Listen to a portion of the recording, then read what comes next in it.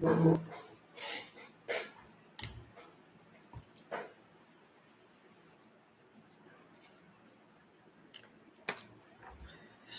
shalom, shalom. Greetings. Decided to go live and talk about what happened to our sister Sonya Massey. This has been on my mind. It has been disturbing me very much. So I decided to do a video because I wanted to chat about it. This has been happening just too often. So what are we going to do? What are we going to do about this? What is the resolution to this? What's the answer to this? Are we going to do marching? Are we going to do picketing? Are we going to do rioting? What are we going to do about this? Like, this is very, very disturbing. What has happened to our sister Sonya Massey has really been disturbing my spirit. And I just wanted to talk about it. So I decided to do a live so we can chat about our sister and what has happened to her at the hand of a evil, demonic Mzungu. As usual, the killing of an unarmed Black person. Now it's becoming murder inside your house. You're not even safe inside your own house. And then, as much as we know not to call the police, we're still calling the police. As much as we know in America not to call the police, we're still calling the police, and they're still doing the same thing over and over again. So, like, what is the resolution to this? Like, what can we do what can we do? What can we do in America? Black Americans, what can we do there that we have not done? That we have not marched, we have not, picketed, we have not rioted. What can we do? Is there anything else left for us to do besides leave that place? My recommendation is for us to bid America peace, salama, and leave and go somewhere else. It does not matter where you go. You don't have to come to Africa if you don't want to, but I would say Africa would be the safest place for you, but it's up to you. But just have you a plan to leave that wicked place. So yeah, I wanted to do this live because it's really, really, really disturbing me. It's really bothering me, and just bringing back old memories of the reasons that I decided to leave America back in 2020. At that time, it was a lot of young men being unarmed young Black men being murdered. Now, I'm noticing the trend is starting to focus more on the Black women being killed. So first was the Black men, and first was the Black youth, Black youth, young people, then the men. Now it's the women, and nothing has changed. Nothing has changed after all these years. Nothing has changed. We're still being murdered in the streets. We're still being found hung from trees. Like, nothing is changing in America. And you have a lot of Black Americans saying that America is our home. It's not our home. Whether you were there before Christopher Columbus, it's not our home. If it was your home, our people wouldn't be getting shot, murdered in their house, if that's your home. Because your home is where safety is, where peace is, where freedom is. We don't have safety, we don't have freedom, nor do we have peace in America. So it can't be your home. I mean, put two and two together, think about it. Think logically about it. It's not your home.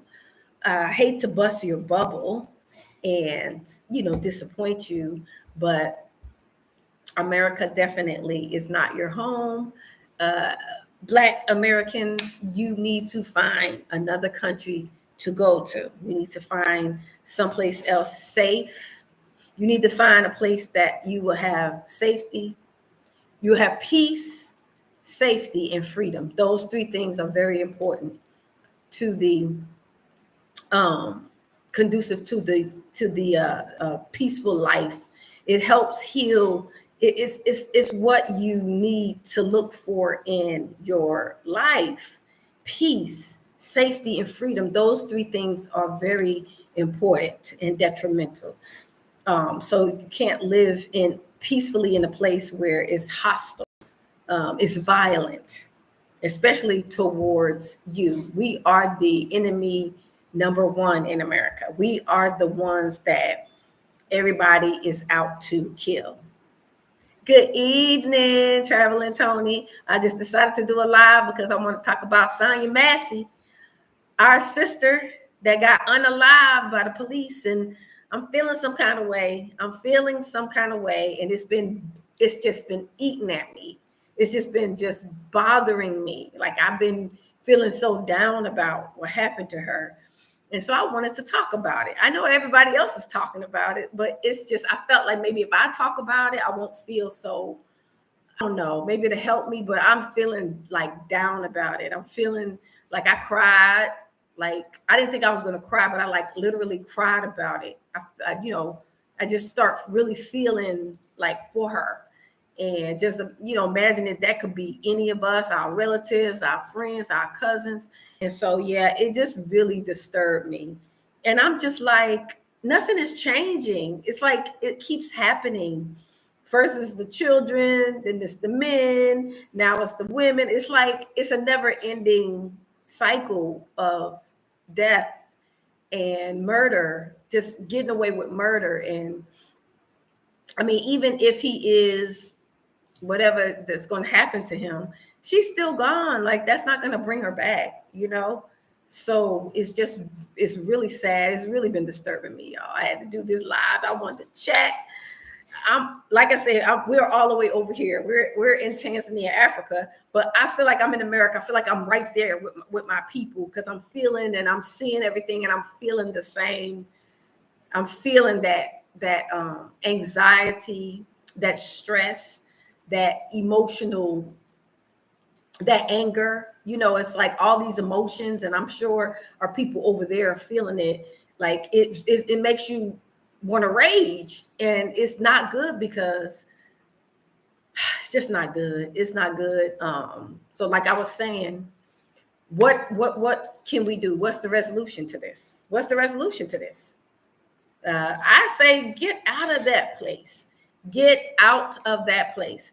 You may not want to come here to Africa, but there are other countries you can go to.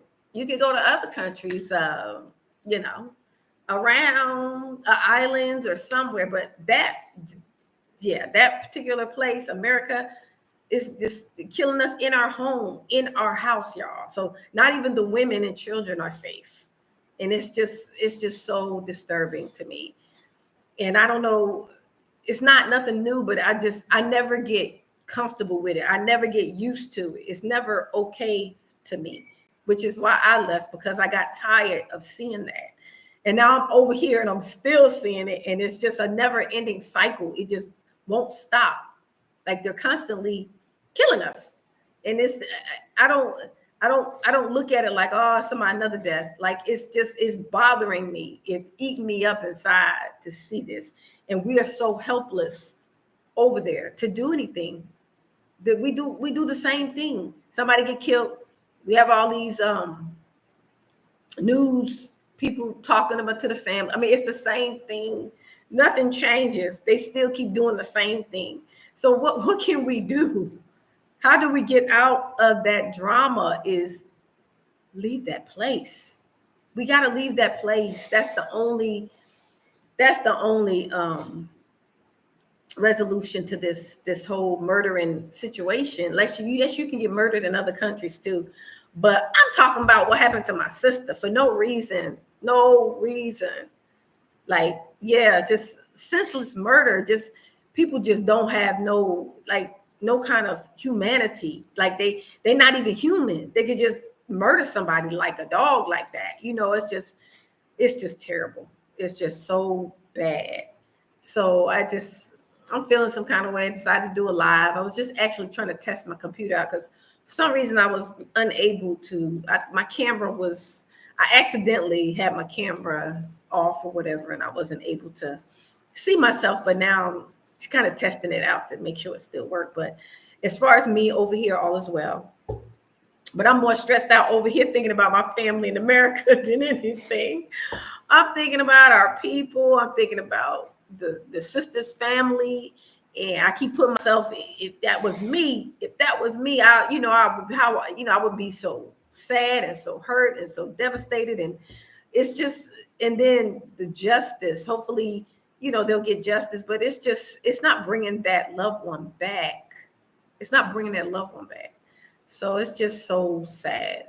I just want to do this live to chat about it. But yeah, I was feeling some kind of way, y'all. I can't stop thinking about it. I've been thinking about it day and night. Like they just did that lady. That monster did that lady. He just did her so wrong. She was so young, 30. She's still 30 something. That's not that old to be shot down like that. You're never too young or old to be done like that. All of it's just wrong. And I don't understand why. It's just constantly, I do understand why, but I don't like it. I don't like it at all. It's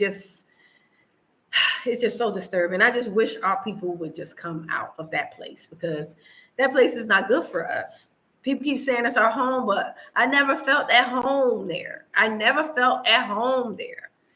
Which is why I left in 2020. I never felt at home.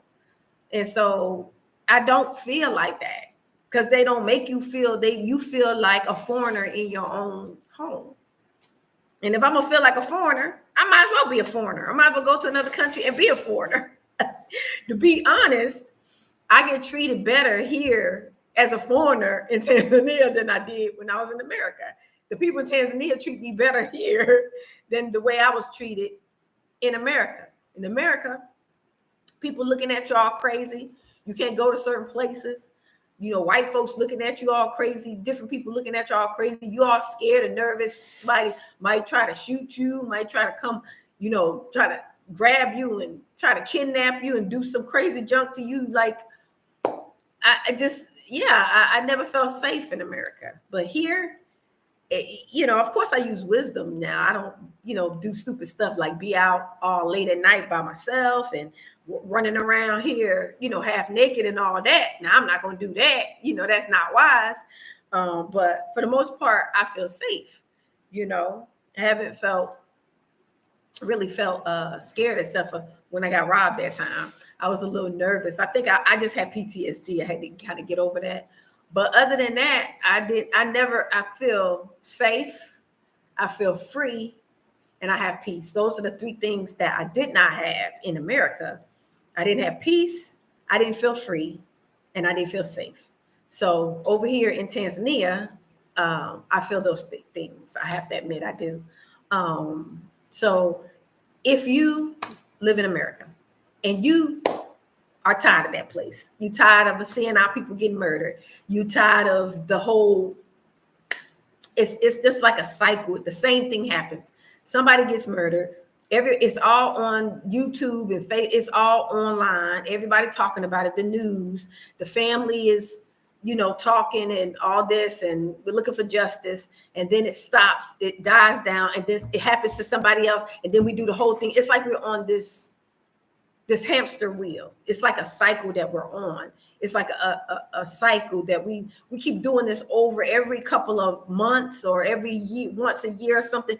This whole massive murder, and then this whole thing that goes on, and then we mourn, we march, we talk, and then after that, everybody gets quiet again until it happens again. And it's just like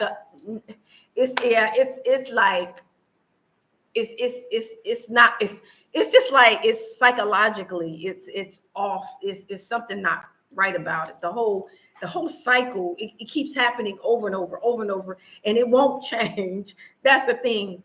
It won't change ever. It won't change over there.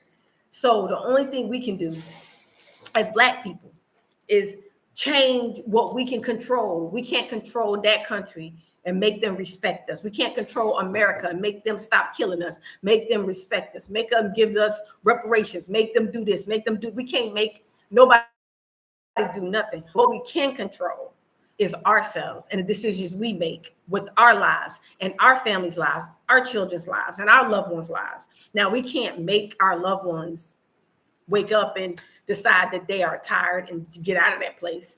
But we ourselves, we can make a decision and say, I'm tired of this. I don't want to be over here. I'm tired of this, the way that they treat us. I'm leaving. And that's what I did. And that's what a lot of us are doing. We're leaving because we're fed up with the treatment.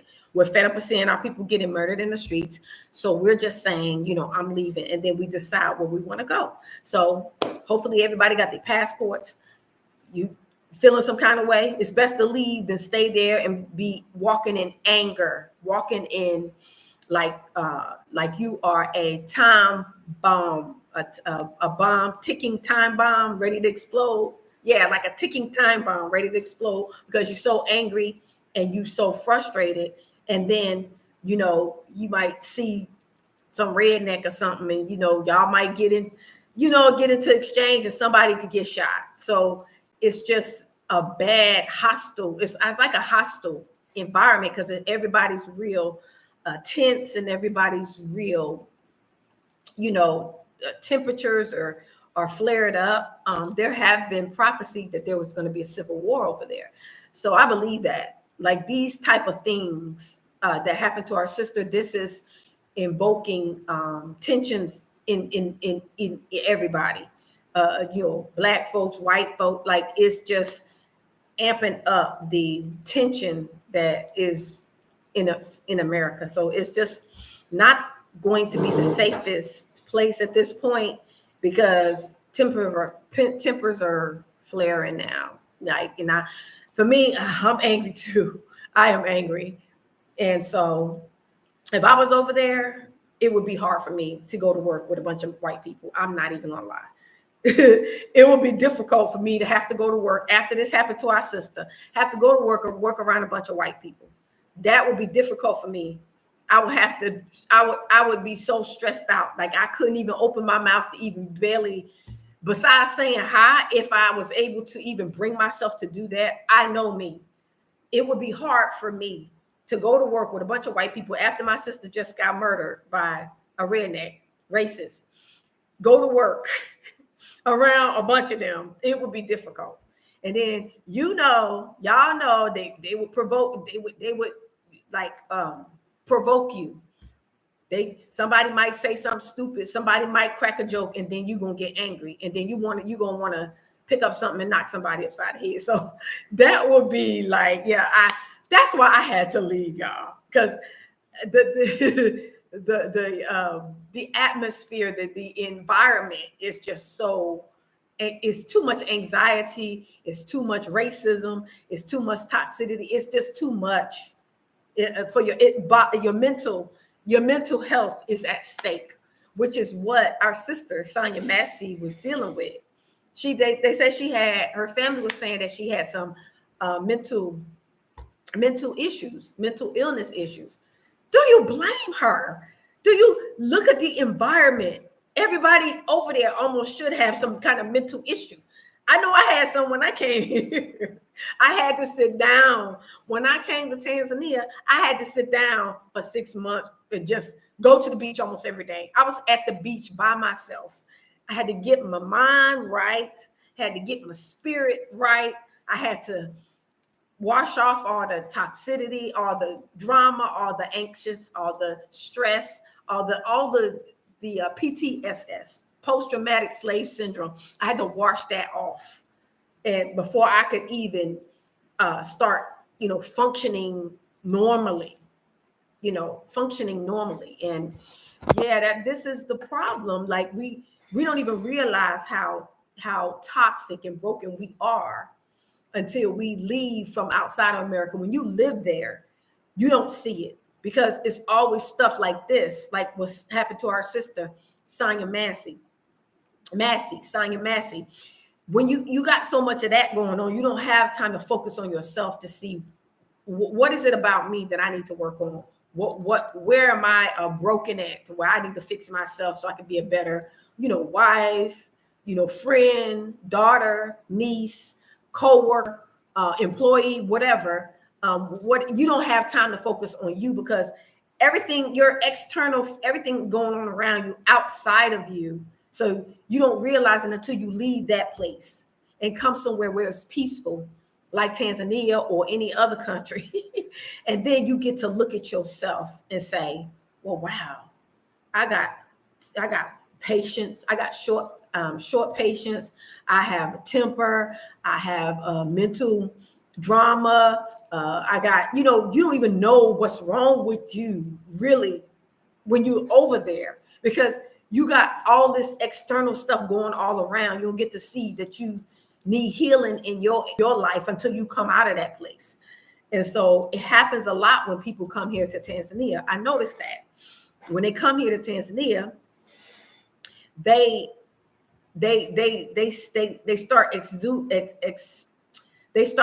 displaying behaviors that are not ideal or that are kind of toxic, right? And then they get a chance to look at themselves and be like, man, I drink too much, I smoke too much, I cuss too much, I have a short temper, I ain't patient, I have what they say, entitlement, I act like the Mzungu in them. You don't realize that until you come outside of America and you go somewhere else where it's peaceful. You don't realize that you broken until you come out of there. But as long as you live there in that brokenness, in that toxic environment, you don't know that you need healing. And so this is why it's important for everybody to leave that place, at least to go visit, even if you just travel or just come outside of America, just to go someplace different, to see that what you experience in America is not normal. It's not normal behavior. The things that you have to deal with, the drama and the anxiety that you feel, that's not a normal life. You can have a life where you live in peace. You can have a life where you have freedom. You can have a life where you feel safe. When I say safe, like everybody don't have a gun here. You don't have to worry about somebody maybe accidentally, even if they don't try to shoot you, they can accidentally shoot you because they're playing with a gun. A child got a gun. Like everybody got guns. And so anything can happen. And police officers, you scared. You don't know if they pull up behind your heart, start pounding, you're driving and they ride up behind you. You all scared. That's what I used to do. When I was driving over there, if I saw police ride behind me, my heart used to start pounding out my chest. I was so scared. And I was so scared looking at them. I could hardly drive normally because I was so scared. And then don't let my son go somewhere.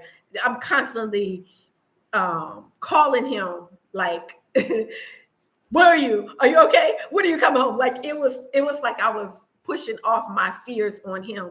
And he was just like, Mom, calm down. He's like telling me, Mom, calm down. But I was living in like, I was fearful. I was living in like terror. I couldn't even sleep if he wasn't at home. I'd be like calling him, and what time you get off work? And you want me to come get you? He's like, Mama, I drove. I don't need you to come get me. So it was just, yeah, I was just nervous. I did not feel safe in America, y'all. I did not feel safe for my son. And I was like pushing off my fears on him. Even now he's over there and I'm constantly texting him. I'm like, make sure you pray. I'm like, make sure you pray and, make sure you don't do this and you don't do that. He's 26 years old. I mean, I'm still worried about him and I'm all the way over here, but I do pray for him. So I don't worry as much because I'm not there. So it's like I'm in a peaceful environment. So I don't feel the anxiety like I used to. But I still whenever I hear somebody get shot or if I hear a lot of people missing, a lot of our people are missing. That's another thing. A lot of our people are missing. I've never seen as many on Facebook of missing young teens, missing children, missing people, Black people missing. Like I've never seen that much that I've seen like this year, missing. And so that's another thing. It's like y'all, it's not safe. It's not safe. So I'm calling him. I'm like, make sure you text me once a week to make sure that you. I want to make sure that you're safe, because he's over there with friends. He stays with. He got like friends that he lives with, and so yeah, I'm yeah, like I've been trying to tell him to come here, but he came to visit me. He's like, I gotta work and all that. And I understand that. He has a job, he has to work and everything. He wants to work, keep his job or whatever. But I was telling him you can get an online job. You know, I was telling him to try to find an online job, and then he can travel come visit and stuff, and still make money. So hopefully he will listen to his mama. He's not listening to his mama, but I came here because of him. I came out of America and came here because of him. I wanted to save his life. He didn't want to come. So yeah, y'all, it's just so unsafe there. It's so unsafe in America. That's why I left. People are missing. They're still being murdered. And it's like a never ending cycle of abuse and murder, and it's just people missing. And people over there, those entertainers and everything, they be drinking blood and eating flesh, and it's cannibals over there. Like these people, some of these elites, not only elites, like they eat human beings. Like, y'all, it's not safe. Oh boy, yeah, I'm just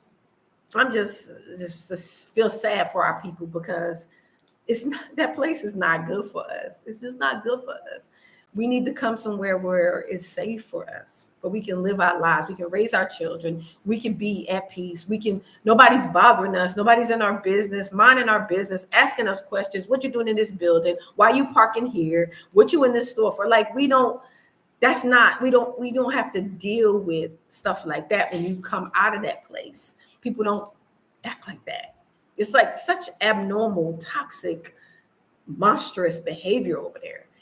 And I don't like it. And I never did like it, even as a child, which is why when I found out that I was from Africa, even though I knew about the transatlantic slave trade and I knew about slavery, but it became real to me.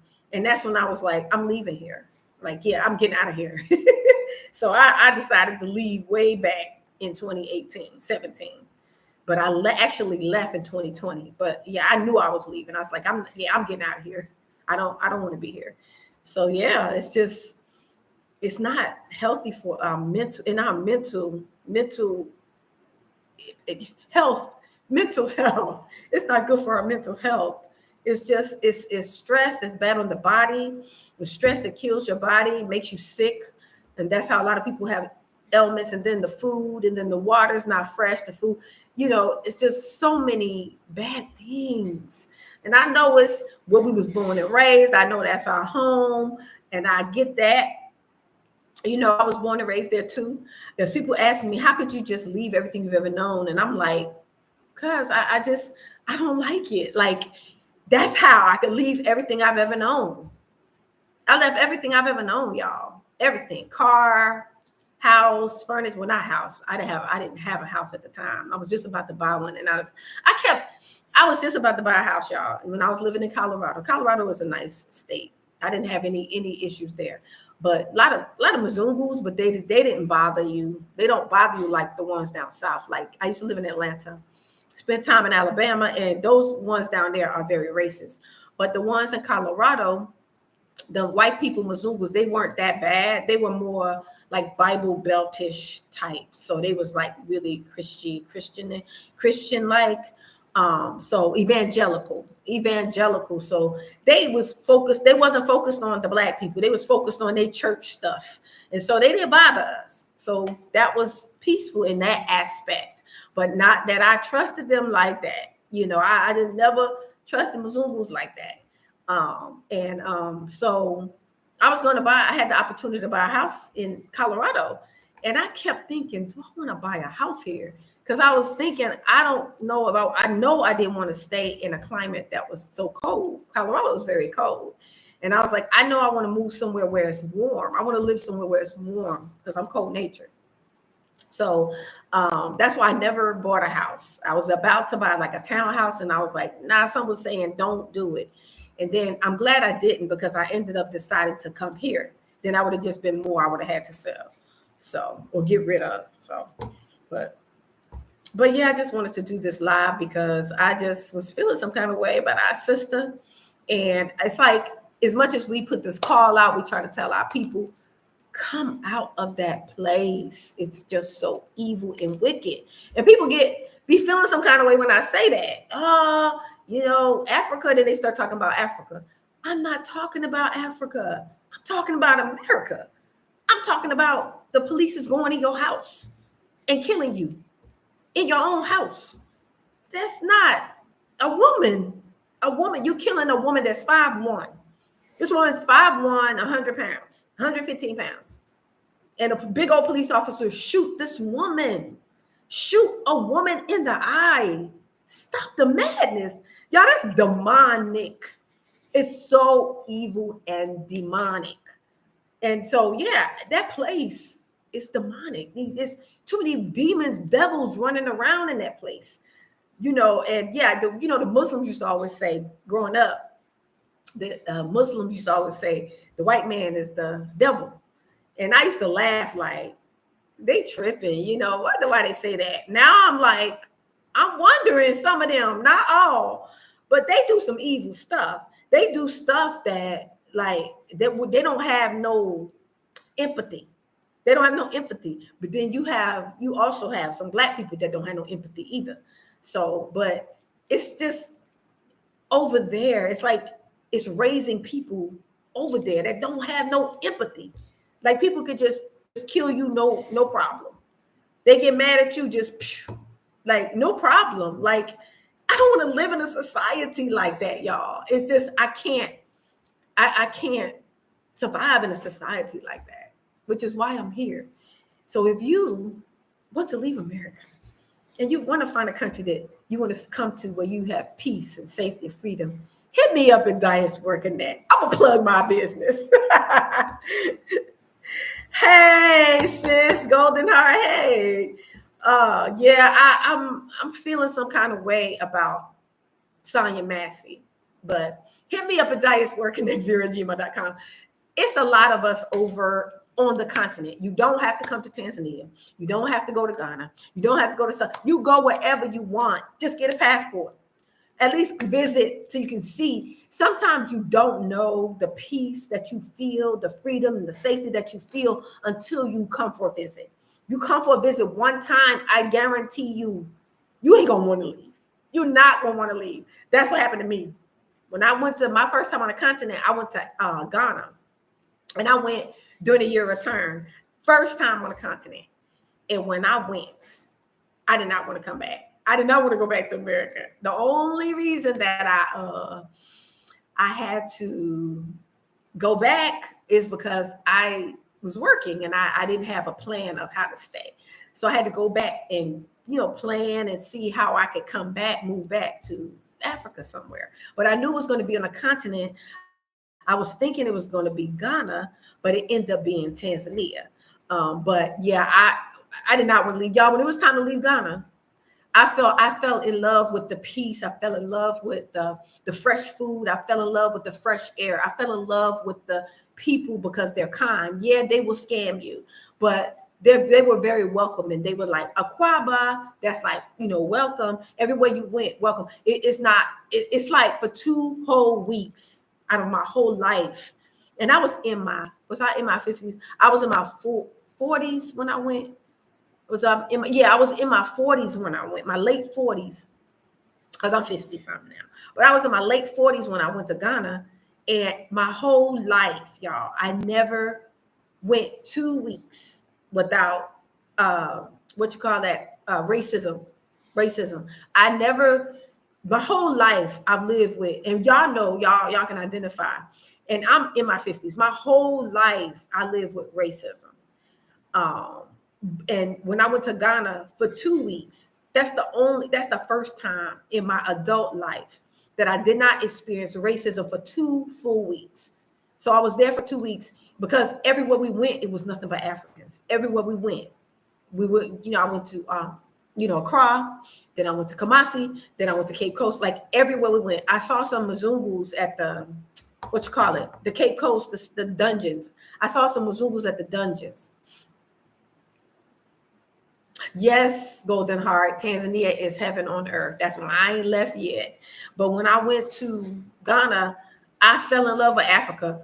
I mean, when it was time to leave, y'all, I felt like a little kid crying, not wanting to leave the parent.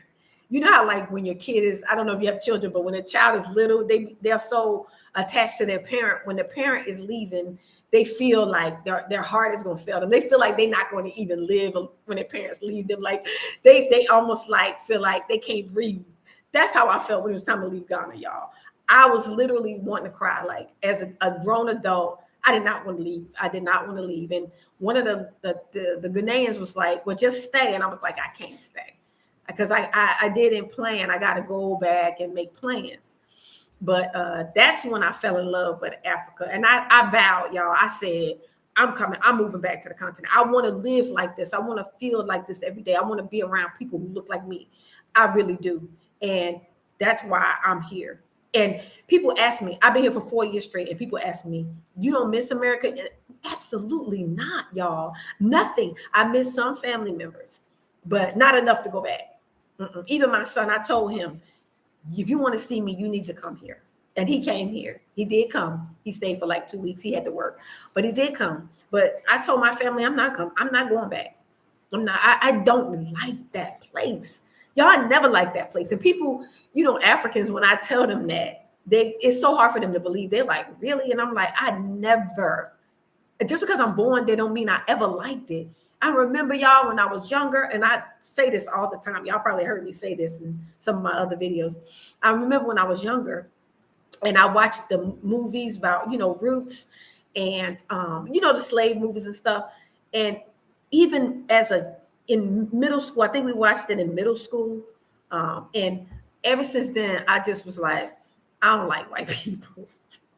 Because I'm like, I was seeing how they was treating us. And I was like, they, even though times had changed, but I was like, these people is evil. I always said, these people are evil, how they treat us. I don't like how they treat us. Like even as a child, and I always had that in my spirit.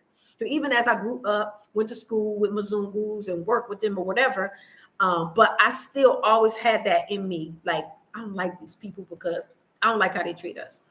And we're free. We don't have the shackles and stuff like that, like we did in Roots with, but it's still the same spirit. A lot of them have that same spirit. A lot of them say, oh, I didn't have you as a slave. I never had slaves.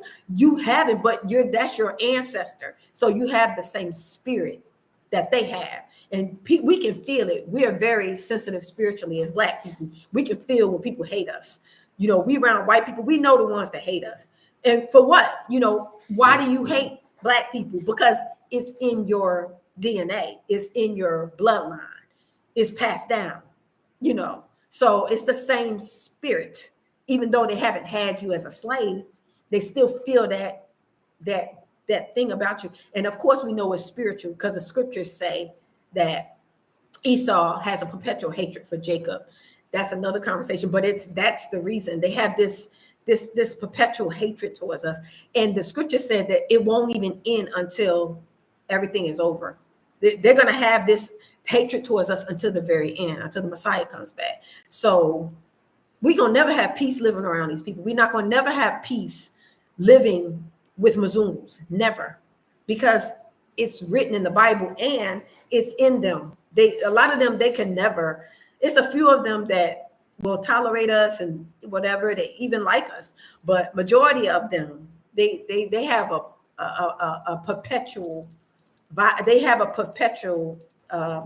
hatred towards African people. They don't like African people, Black people. They don't like it. They jealous, and that's how it is. Like, I'm not making it up.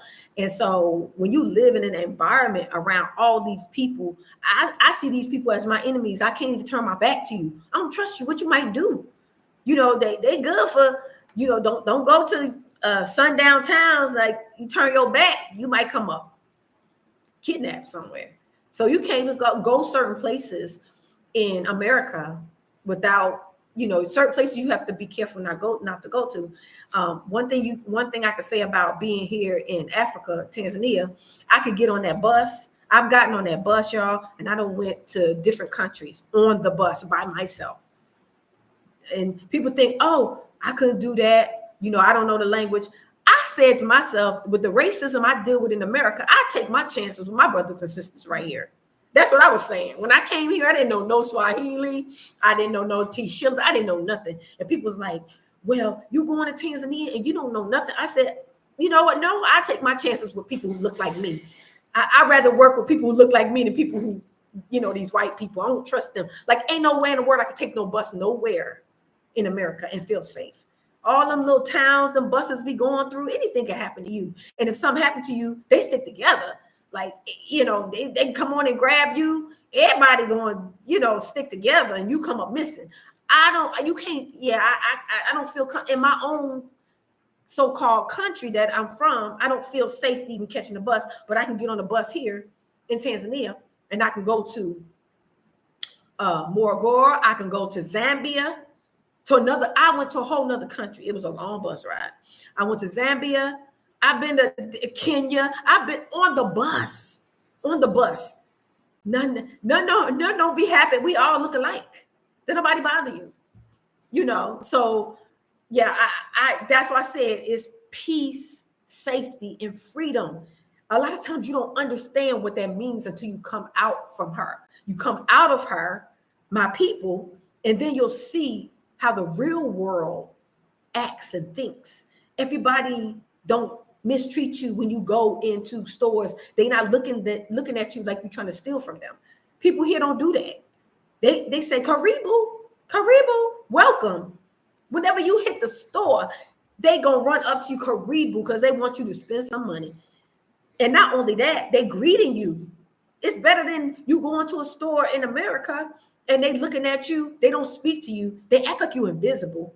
And then they follow you around. Then they call security on you, thinking you try to steal. And then sometimes they false accuse you of stealing when you ain't do nothing. They have you all handcuffed, taking stuff happening to you. You could get actually killed for a lie. Like, they could say you stole something and you did steal something. The police will come and kidnap, handcuff you, whatever. They can shoot you and kill you, and you ain't do nothing.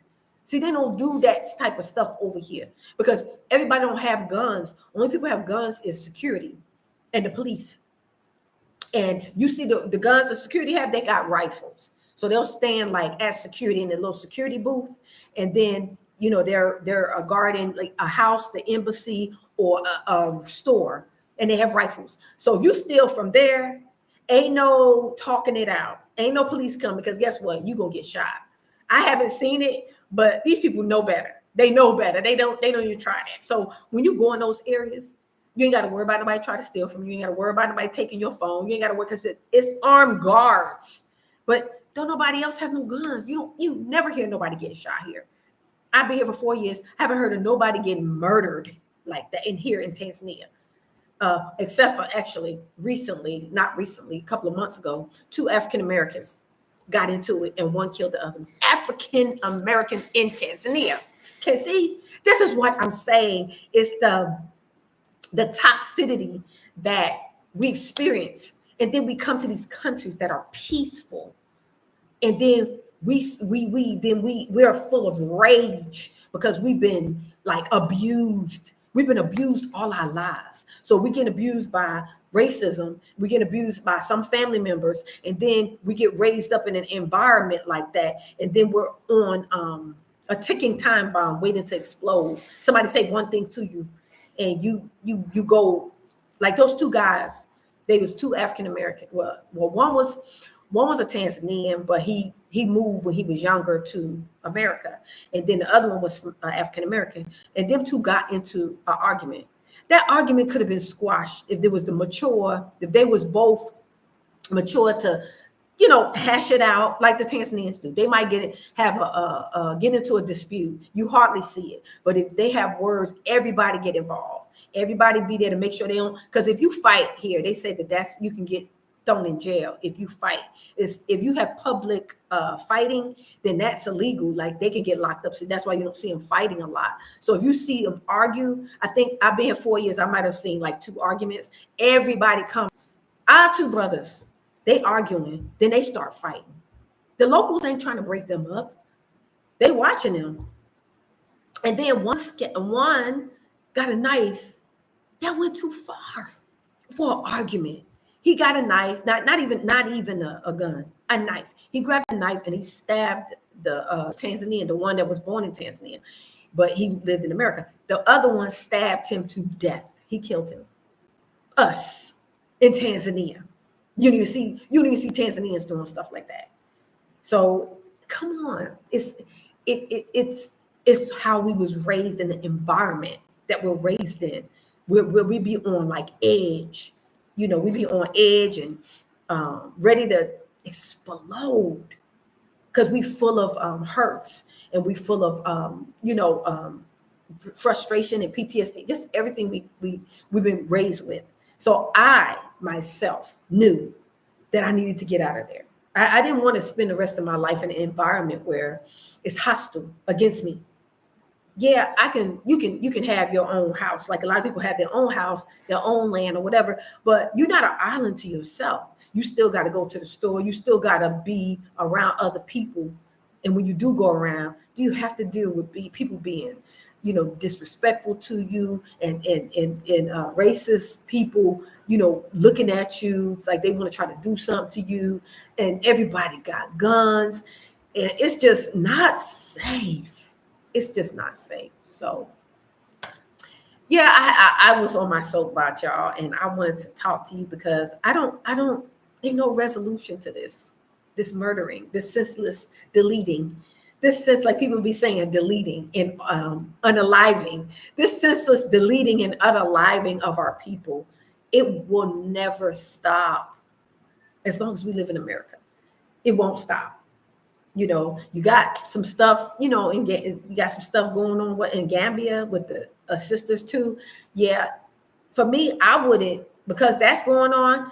I'm not saying, don't go there. But for me, if it was me personally, I wouldn't go there because I look at things that are going on in whatever country. Like me, I never been there, but I really want to go to South Africa. But because of what's going on, I can't, because I came out of America to get away from the racism, and South Africa got the racism too with the white people. I don't want to be in an environment like that. I don't care how nice it is. I stay right here in Tanzania. Shalom. Teishi, shalom. Yeah, I stay right there in Tanzania because it's peaceful here. I don't want to be around a place with a lot of foreigners. You have a lot of Arabs here and you have a lot of Indians here in Tanzania. You do. But they don't bother nobody. They do things differently. You have Chinamen here too. And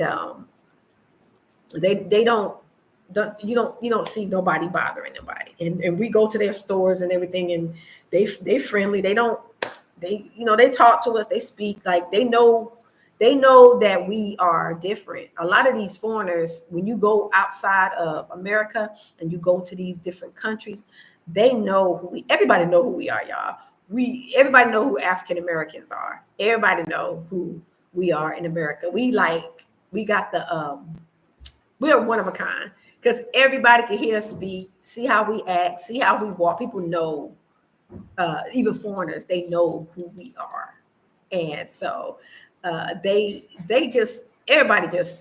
be intrigued by us. So they don't be rude or nothing like that. They might just look at us, but they hear us speaking. I think they be kind of in awe at us, kind of.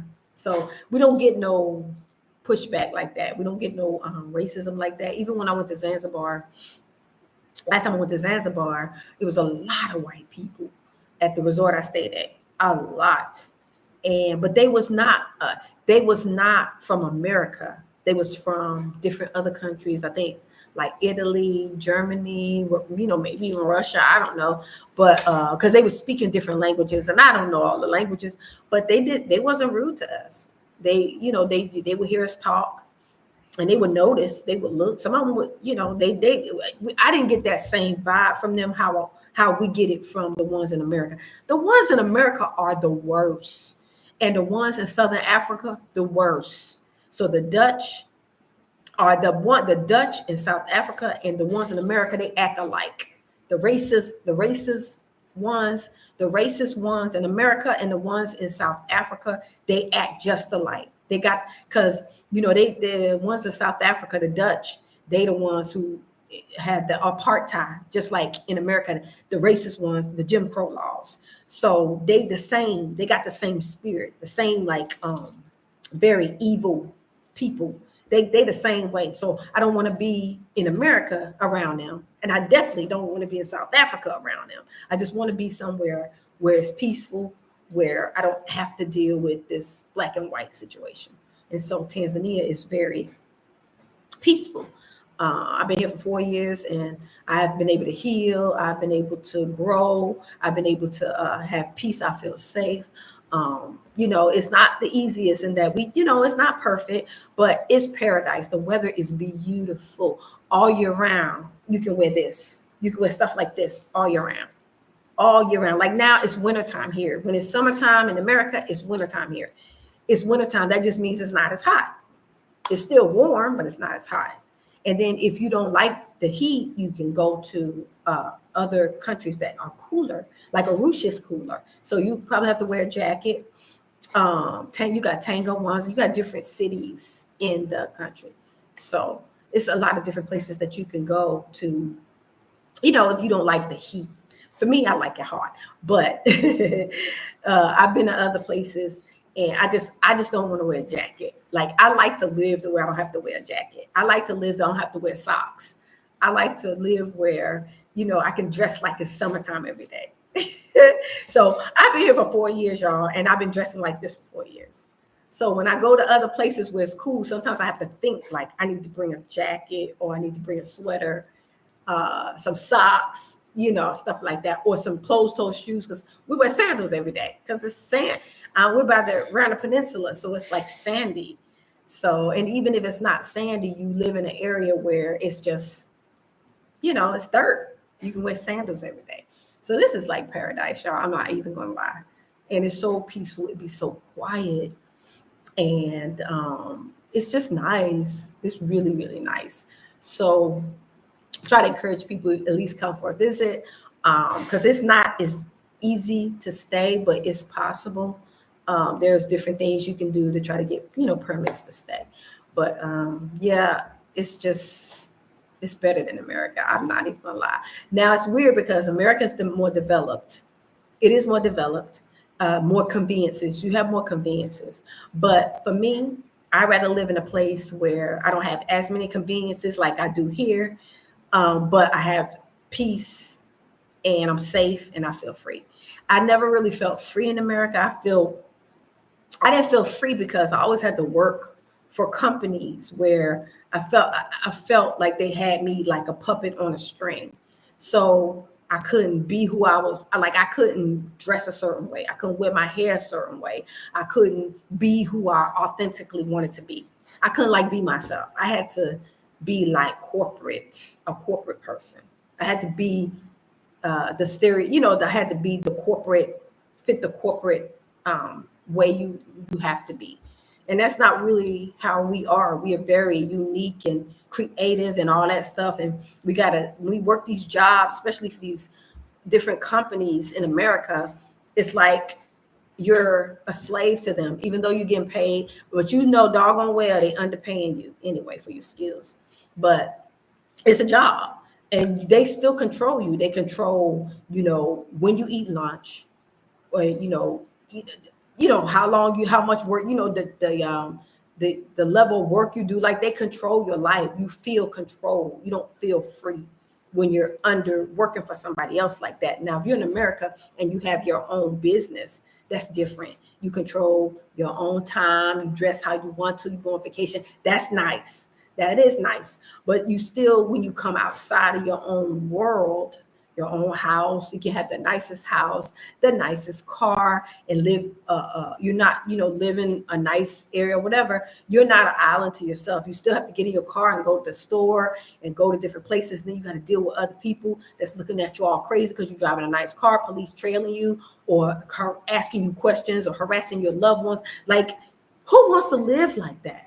It's not fair that we should live like that. No, everybody don't live like that. And you don't know that until you come outside of there and you come to another place where people are free to live. Like, we should be free to live. We should be free to have our children and do what we want to do. Nobody should be questioning us and hovering over us and just trying to bully us. I feel like America got too many bullies there. They like to bully people, at work, and people want to bully you and threaten your job. And then, they fire you whenever they get ready.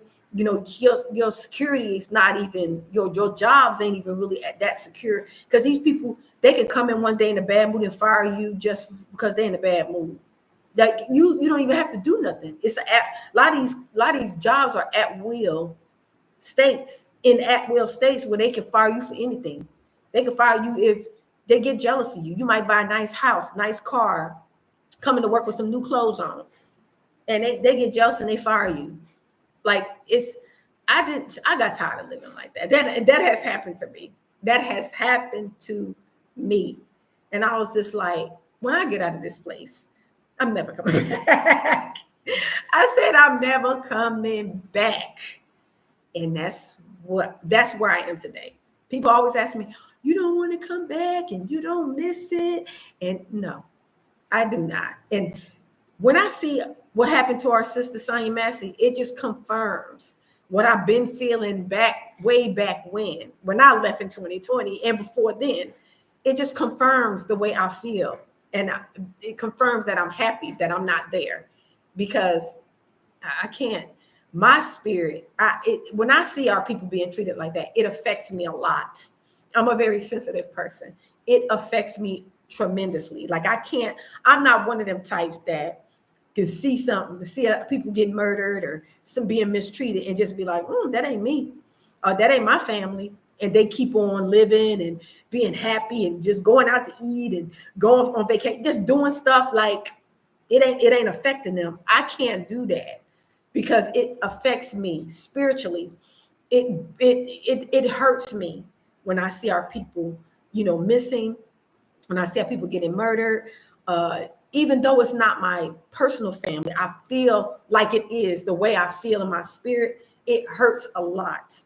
Like, I've cried about people I don't even know, because it hurts. And I can't. It's like every time this happens, it's like it breaks a part of me. It kills a part of me inside. It's like it chips away at my heart, or you know what I'm saying? It's like whenever hi Maria, whenever something like this with the Sonya Massey thing, whenever stuff like that happens, it's like another chip in my heart. Like, I have my heart and it's being chipped away. So for me, I can't just as usual, life as usual. When things like that happen, it hits hard for me, because I'm very sensitive person, and it bothers me. It hurts me, and it disturbs my mind. Like, I can't just. It's not your family. Just keep on moving, or just as usual, like ain't nothing happened. Just go on with your life. This sister just got murdered in her house, so just next day go to work, just normal. I can't do that. I have a problem doing that. It's hard. It's been hard for me, and so I be so angry and I be so hurt, and so ain't nothing I could do about it. So what I say is, what I can do, what I can control is, I'm leaving this place. I hate this place. I used to say that whenever our people got killed, like Sonya Massey, I said that. I said, I hate that place. I hate it, because I just do. I do. I know that's where we get our bread and butter. But then again, the bread and butter was ours to begin with, y'all. Where do you think they got their riches from? The backs of slaves. So that was our bread and butter. So it's not like I should be grateful for what they gave me. They didn't give me nothing. This is what our ancestors worked for, is what I got and what I get from them, money wise, or whatever I get from whatever benefits I get from the passport to the, anything that we get from America is what our ancestors worked for, fought for, died for. So I don't feel like they're giving me nothing that we didn't earn. So yeah, I hate that place. I do. I'm not even going to change. Every time something like this happened, this Sonya Massey situation, every time something like this happened, it confirms why I hate this place, why I hate that place. I do because I'm getting tired of them killing our people, and it's a never-ending thing. It keeps happening. It keeps happening, and it won't stop until the Messiah comes back. It won't stop. They have a perpetual hatred towards us. It won't stop. And so I'd rather be over here away from these people, because when they get on, they hate the N-word, hate niggas. I don't want to be nowhere around these people. You feel like you want to take one out, you want to do some target practice. I don't want to be over. I don't want to be around you, because it could be nothing you do. It's just they in a bad mood. They just don't like black people, and they just angry about their personal life or what they got going on. They done lost money, whatever they got going on. Then they just want to take it out on somebody, so they gonna shoot the first black person they see. Yeah, I don't want to live in no place like that. Yeah, I don't want to live in no place like that. So yeah, I'm just angry. I'm angry. And I'm all the way over here in Tanzania. And I still feel the hurt, the pain, the anger. I still feel it, even though I'm not there. I feel good that I'm not there, because I get to be over here and shut everything out and go walk outside to the beach, go to the beach, or go walk somewhere beautiful, have some fresh food, and just get my mind off of it. Because it's just terrible. It's terrible, terrible, terrible that her family got to go through this, that her children are without her, and her blood is crying out for justice. It's crying out for justice, just like Sandra Bland, just like the other two ladies, Breonna Taylor, and the other. It's like their blood is crying out. It's just, it won't stop. These people won't stop. They just won't stop. They're just evil. And I don't want to live around them. So this is why I'd rather live around people that look like me. People that look like me. They're not perfect people. Country not perfect. But at least it's beautiful. At least you can, breathe fresh air. You can eat fresh food. They're not poisoning the food and the water. And the air is nice. You go to the beach whenever you get ready. You can go places here, not worried about, is this safe? Is this a sundown town? No, you can just go visit places. You can just get in your bajaji or your boat, a motorcycle, if you want to ride a motorcycle, or you can get in your car and just drive around. Everywhere you go, you see black people everywhere. And a lot of times, if you dress modestly here in Tanzania, they don't even know that you're not Tanzanian. Like me, they don't really know unless they see my hair. That's the only way they know that I'm not Tanzanian, because nobody here look like this. African Americans, African in the diaspora, we the only one hair look like this. But Africans' hair don't look like this.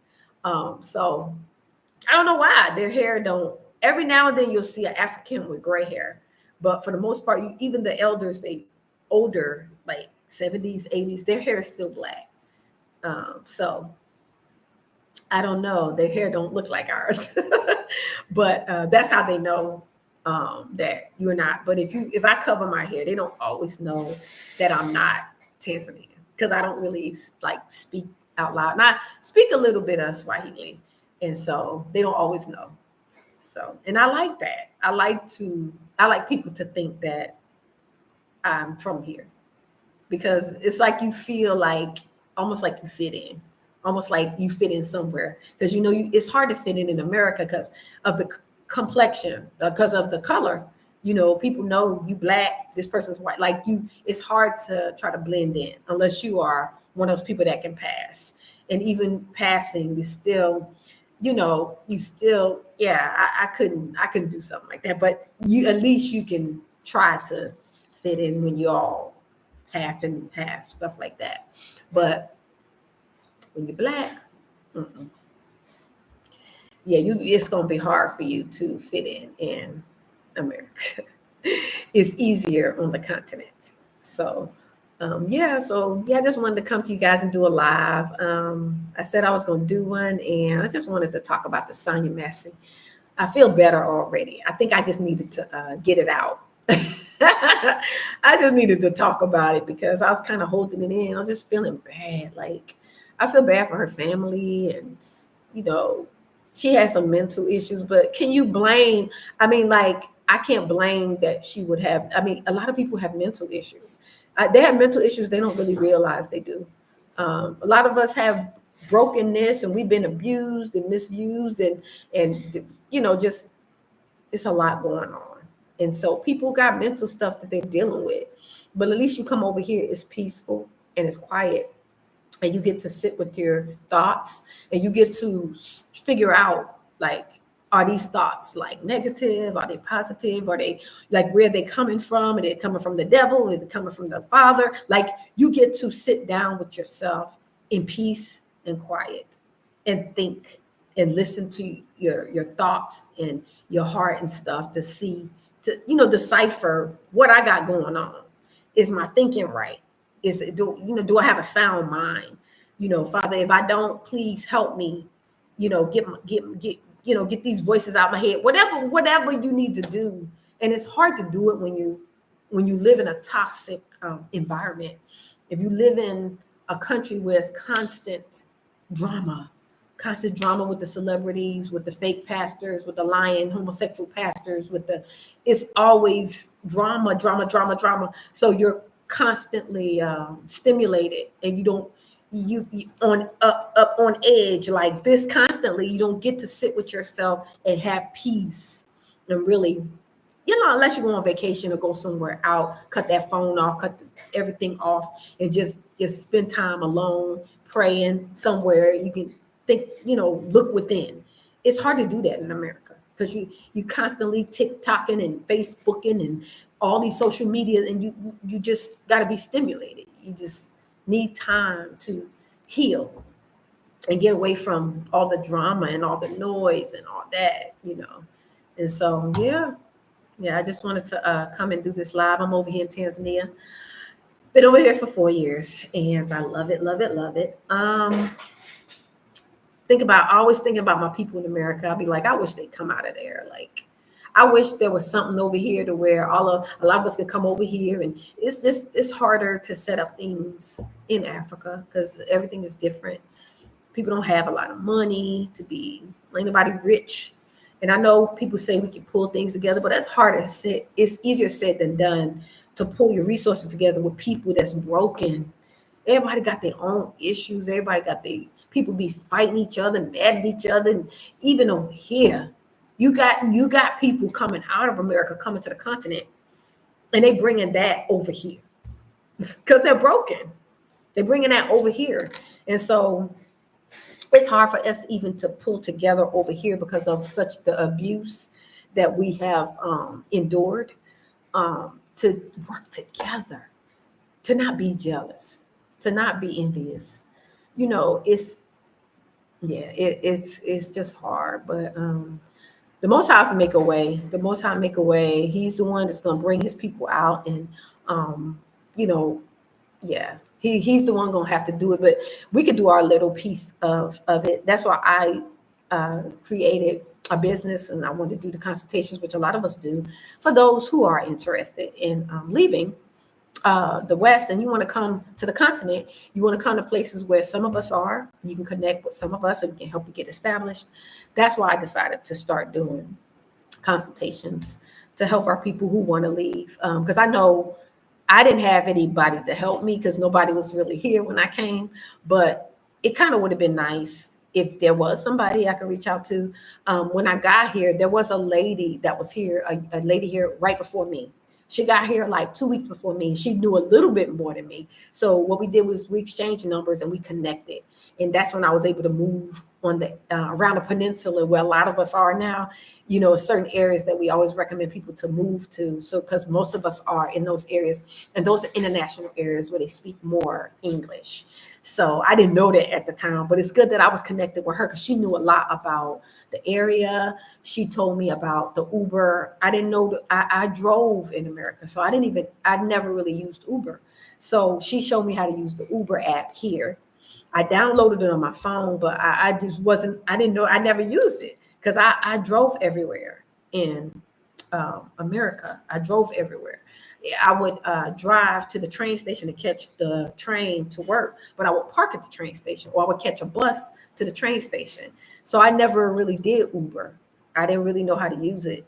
And she showed me. And so it's good that when you connected with some people that is from the West and what we're used to, and we can tell you what we're used to, what we're used to, because a lot of they don't always have everything set up here in the way that we're used to, accustomed to. So it's good to have somebody in the diaspora that live in the West. They know what we're accustomed to, the toilet. We're used to a regular toilet, not a traditional toilet. So we can warn you, no, that place, they have the traditional toilets, but they have the regular toilets in the back, like in the mall. I tell people, they'll go in there. Like if they come from the West, they'll go in the mall to the bathroom, the women, and they'll see all these traditional toilets. They be looking like, I don't know if I can use that. So it's good if you have somebody that has been here that we can tell you in the back, the last 3 or 4 in the back of the bathroom are seating toilets. So we can guide you and say, you go straight back to the back. So these are things that you would need a diaspora to tell you, versus, you just coming here and not knowing, even areas that you stay in. If you say, I'm staying in this area, a lot of us here will be like, that's too far out. You could be way out there by yourself. In some places, drivers don't pick you up. Some places, they don't speak English. So you'll be out far. If the power goes out, then your devices can die. Like if the power goes out, your devices, you can't charge your devices, and then you can't get a ride to go get nothing to eat. So we need to know, the people here from the diaspora needs to know, it's good if you connect with someone. They can so if you need to text them about something, they can say, oh, all you got to do is do this, or I'll send like I've had a lady that came here one time. She didn't contact me for a consultation. I think she just came on her own, and she got an Airbnb online, which I always recommend people to get Airbnbs when they come here, because when you come here, you can actually go to that Airbnb and look at it. A lot of times online, they don't look like what they do when you come here. So, she came here and she was like way out somewhere. And so her phone died. So she had to send me a message on her computer, and her computer was about to die. And she was texting me, oh, I'm at this address. I'm in this far far away, and my phone is dead. The power's out. And so I said, send me your address. So she had to send me her address real quick before her phone died. So she sent me her address, and I told her, I'm going to have my driver come pick you up. So it was at night. It was like 9 or 10, but that's kind of late to be trying to call somebody to go somewhere. But the good thing is my friend, he was my old partner. He used to live in the same area that she was in, and it's out. And I called him and I asked him, I told him I have a sister. She's in this city and she's by herself and her phone died. Could you bring her to me? Bring her to my house. So he said he would. So he went and got her, picked her up, all her stuff. She bought all her stuff. She bought all her stuff. He picked her up and brought her to my place. And then we found her a place. She found a place that's closer to around the peninsula where we all are. So stuff like that is important to connect with people who are here in that country, just to make sure that you have somebody's information in case something happened. I think Ghana and Kenya, whatever, and Southern Africa might be a little bit different because they speak English. But Tanzania, if you get an Airbnb, you could be out and they may not speak English and nobody understand you, that you might need something. So it's best to connect with somebody if you're gonna come here. Connect with somebody, just to let them know, I've arrived. Here's my number. I'm staying so and so in this city. So if something happened, we'll be able to have an idea of like where you are. So stuff like that is important when you come to a foreign country. Connect with somebody that you know. I know some people online say, I've heard some diasporas say, don't connect with diaspora, connect with locals. That's not good because the locals don't always know what we need. They live differently from how we live, a lot of them. So they may, like you may ask them to help you find a place, and they might find you a place that have a traditional toilet, or they might find you a place that you got to walk a certain amount to get to, like a good distance to get a ride or something. So you need to connect with people that put you in a place where they know you can get a ride. They know that, you use Uber for this place. See, a lot of them don't even use Uber. They have Bolt, but it's different. It's Bolt is like Uber, but it's just best to connect with the diaspora if you're from a diaspora. And then when you get here, if you feel more comfortable connecting with a local, then go ahead and do that. But just make sure you have that diaspora's information as well, so they can give you advice about what to do. Like even with mosquitoes, like mosquitoes don't really bother them. You don't really hear them complain about, oh, mosquito bite me. We're the only ones that complain about that. So when you first come here, you're going to need to know what you can do about mosquitoes. They may not be able to give you advice on that because they don't really bother them. They don't have a diet like us. They don't eat sweets and stuff like we do. So of course our blood is going to be sweeter. We get bit more, but they eat like a lot more bitter herbs and stuff. So they don't really bother them as much. So these are type of things that only a diaspora would be able to tell you about. So yeah. But anyway, I went from Sonya Massey to talking about Tanzania. But anyway, if you're interested in visiting, doing business, repatriating, hit me up at diasporaconnect0@gmail.com. Diasporaconnect0@gmail.com. I do travel and business consultations. And I usually encourage people if they want to stay here. If you're visiting, this one thing, but if you are wanting to stay, you have to figure out what you can do here.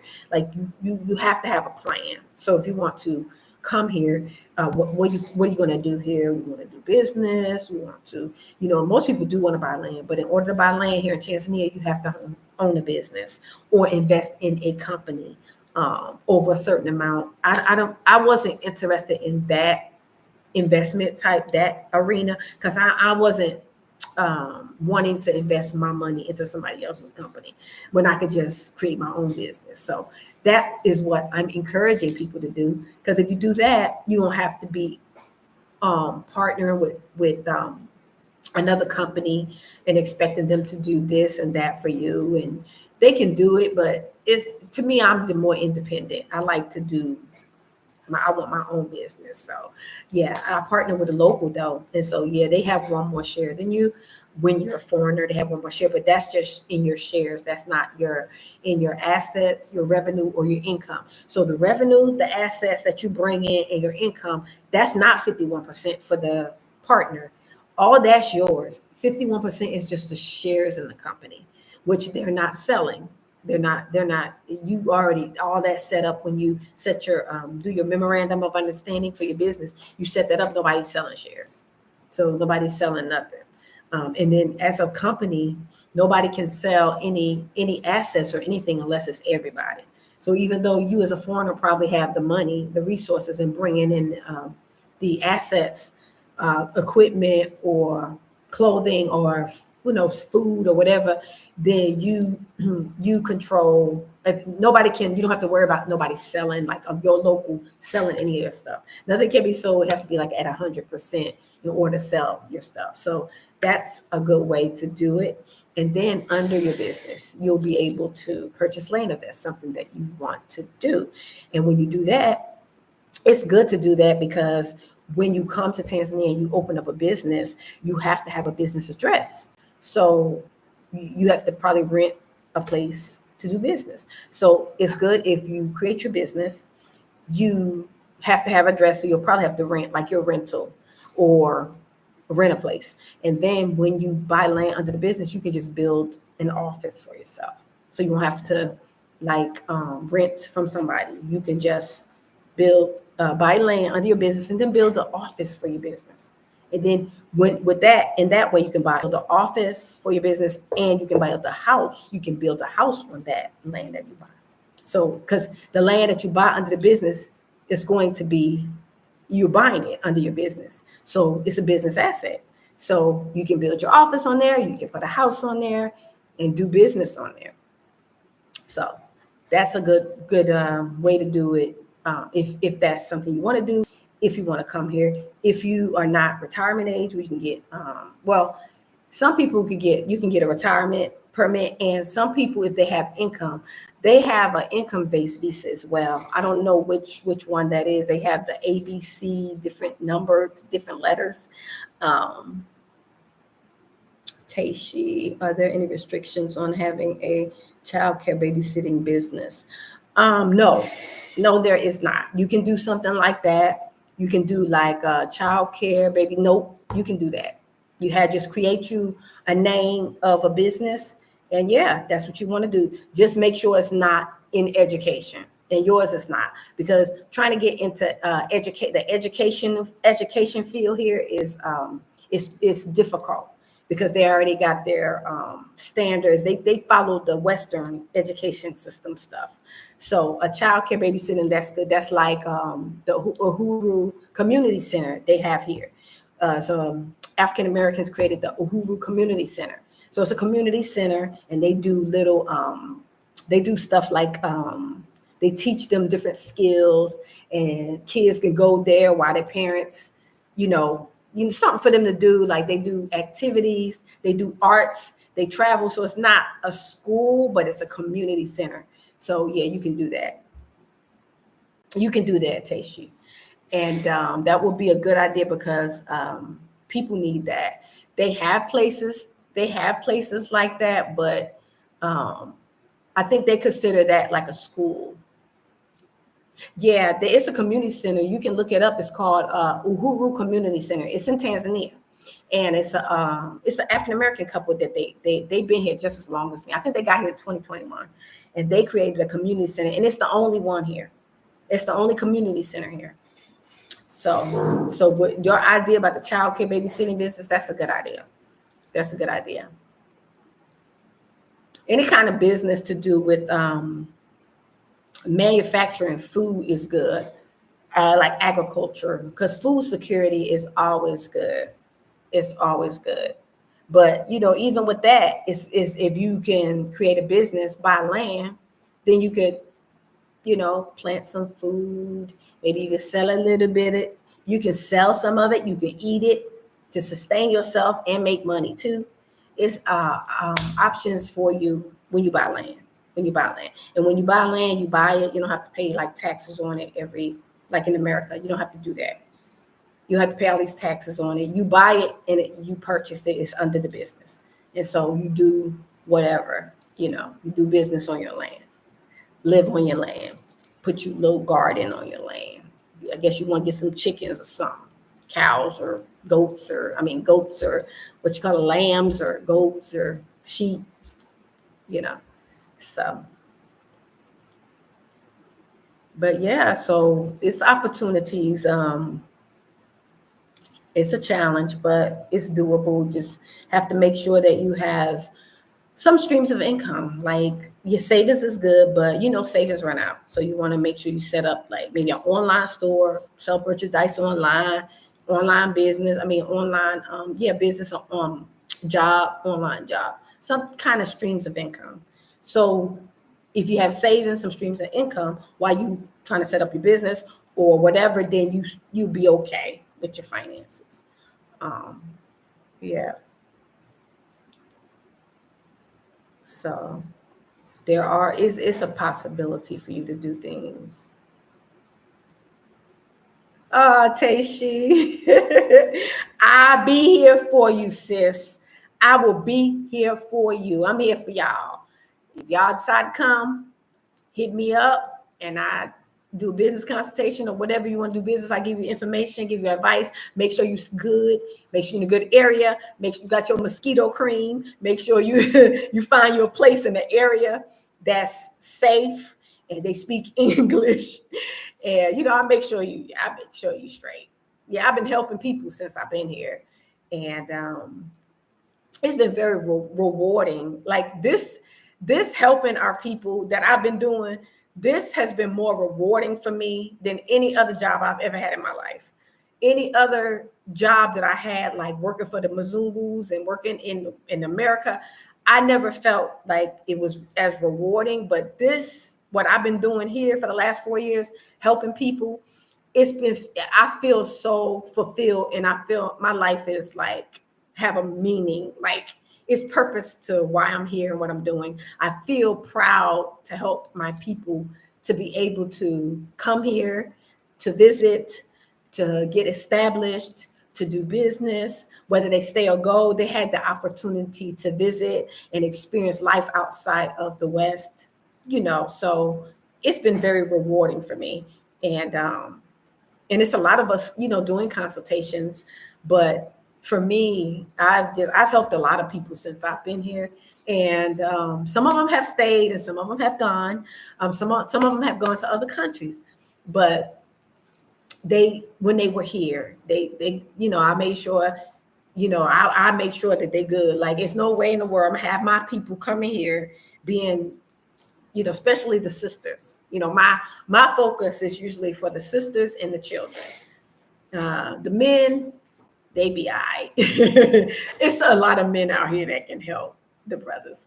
I've helped some brothers too, but mainly I help like the sisters. And they have kids and stuff. I help them, trying to, connect them with people with daycares or international schools or, places for the kids to go and, help them, I just help them get established. So I'm here for the sisters when they come. They're gonna be safe. I tell them all the time, y'all in good hands. I'm gonna make sure you're safe. I'm gonna make sure you're safe. You ain't gonna be destitute out there like that. I'm gonna make sure you're safe. And you have everything you're accustomed to. You're accustomed to toilets. You're accustomed to electricity and water. We do have power outs though. We do have power outs. We haven't had any in a while, but we do have lights off. So, but when the lights are off, I have a system. So it's things that we can do to make it more comfortable for us to where we won't be like having a panic attack. At night, if the power goes out at night, I got flashlights, I got candles. What else? You can have like the little portable fans. I don't even have a generator, but a portable generator is great. If you can get if you plan on staying here, bring it with you. Because the ones, they don't even have portable ones here. They just have the big ones here. And that's one thing that I did wish I would have brought with me is a portable generator. But I don't have one. So what I do is I just keep my stuff charged.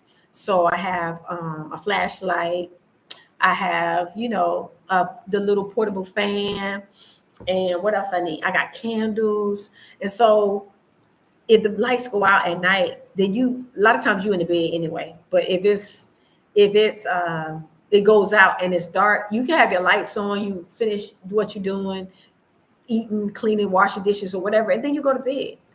You can, even me, I took a shower. Like you can still take a shower. Like I took a shower, the lights went out one time and I was just about to finish my dinner and I was eating and the power went out. So I just turned my flashlight on and I finished eating, lit up finished eating. Then I went wash my dishes. Then I took my flashlight and I took a shower. Because the light is it's like a candle. I just took a shower and then I went to bed, So it's things that you can do. It's not panic worthy. During the day, it's fine because it's light. And then during the day, if the electricity goes off, I just got a system. I just do the things that I could do when the power's off. So for me, if the power goes off during the day, if I'm on the computer, because I stay on the computer. If I'm on the computer or if I'm on my phone, all of us, we be on social media. I don't have a TV, so my computer is my TV. I'll be all watching different, YouTube, podcasts, this, that. If the power goes out, your devices go off. Now, my phone still works because I have an internet plan on my phone. And I have an internet in my house. So the internet in my house is for the computer. So if the electricity goes off, that's off. But my phone is still working. But I don't want to use it to wear my battery. I don't want to run my battery out. So what I do is, if it's during the day, I just get up and do work. Like during the day, if the electricity goes out, I just wash the dish. I usually keep the dishes clean, but if it's dishes in the sink, I just start cleaning. I wash the dishes. I go around sweeping my floors. I just start mopping. It's like cleaning time. Electricity go out, I just start cleaning. So I'll just change my sheets on my bed. All the housework that you ain't been doing, you've been putting off. When the electricity goes out, that's my time of cleaning. So I just use my phone and I just turn some music on, and then I just clean up, sweep every room, mop, change my sheets, just clean up, and maybe I rearrange my, my dishes or rearrange my seasonings, my shelf. Like I look for work to do, stuff that I need to do that I haven't done because I'm on this computer. I just do that when the power goes out. So it's things that you can do if you want to cook. A lot of times when you live in Africa, when you come to Africa, you live in Africa, a lot of your food is natural. So you might have fruits. You might have, most of us keep some I bought this the other day, y'all. I'm gonna show y'all. So I bought this the other day. See this? A lot of people here use this. See this? See? And it's like I put my fruit in here. So this is my avocado. I found me a soursop today. So soursop. And these are green bananas. Green bananas grow in our yard. So the groundsman brought these to me yesterday. And these are the ones that you can make. And so I keep this. I bought two of those. I hung one on the wall because they come with this little thing. You can actually hang it on the wall. And locals use them a lot when they, when they handling foods or greens or whatever. So I wanted some too. So I got me two. A guy, he kind of talked me into, I wanted one, but the guy was like, they good when they be selling their stuff. He was like, okay, because he said one for, I think he was 2,000 t-shirts, one for 2,000 or 3,000. And I said, nah, Kaka, two. He won't go down to two. And so I was like, nope. So he was like 2,500. So I said, okay. So I got one. So when I was opening my purse to give him the money, he saw 5,000 in my wallet. He was like, Madame, how about 2 for 5? I was like, no. I said two for 4. He said, no. I said, okay, no. He said, okay, 2 for 4. So I got 2 of those for 4,000. So yeah, hey, Deidre, hey girl. So I got 2 of those. But anyway, a lot of us keep fruits like that around. So if the electricity or the power goes out, you could you have something to eat. You could cut some fruit and eat it. You may not be able to cook but if you have gas, you could cook. So if the electricity goes out and you got gas, you can still cook. In my place, I just have electricity, but I do have a grill. It's called, here they call it a Gico. It's called the Gico, a Gico grill. And it's like a mini grill. I have one of those. So if I really want to cook, I can cook outside on it. I need charcoal and gas to start mine. But locals, they can start it with some sticks. They can start your grill, my little outside. They can start it with sticks. They be grabbing all kind of sticks and stuff, and then they know how to start a fire with sticks. I can't do that. So if I need to cook and the electricity is out, I could just use my little mini grill and it's outside. The reason I don't have gas inside is in my stove, because my stove has 2 gas and 2 electric. I bought it like that. So I chose to use only the electric and not the gas, because I didn't want the gas hookup, because I never been good with gas. And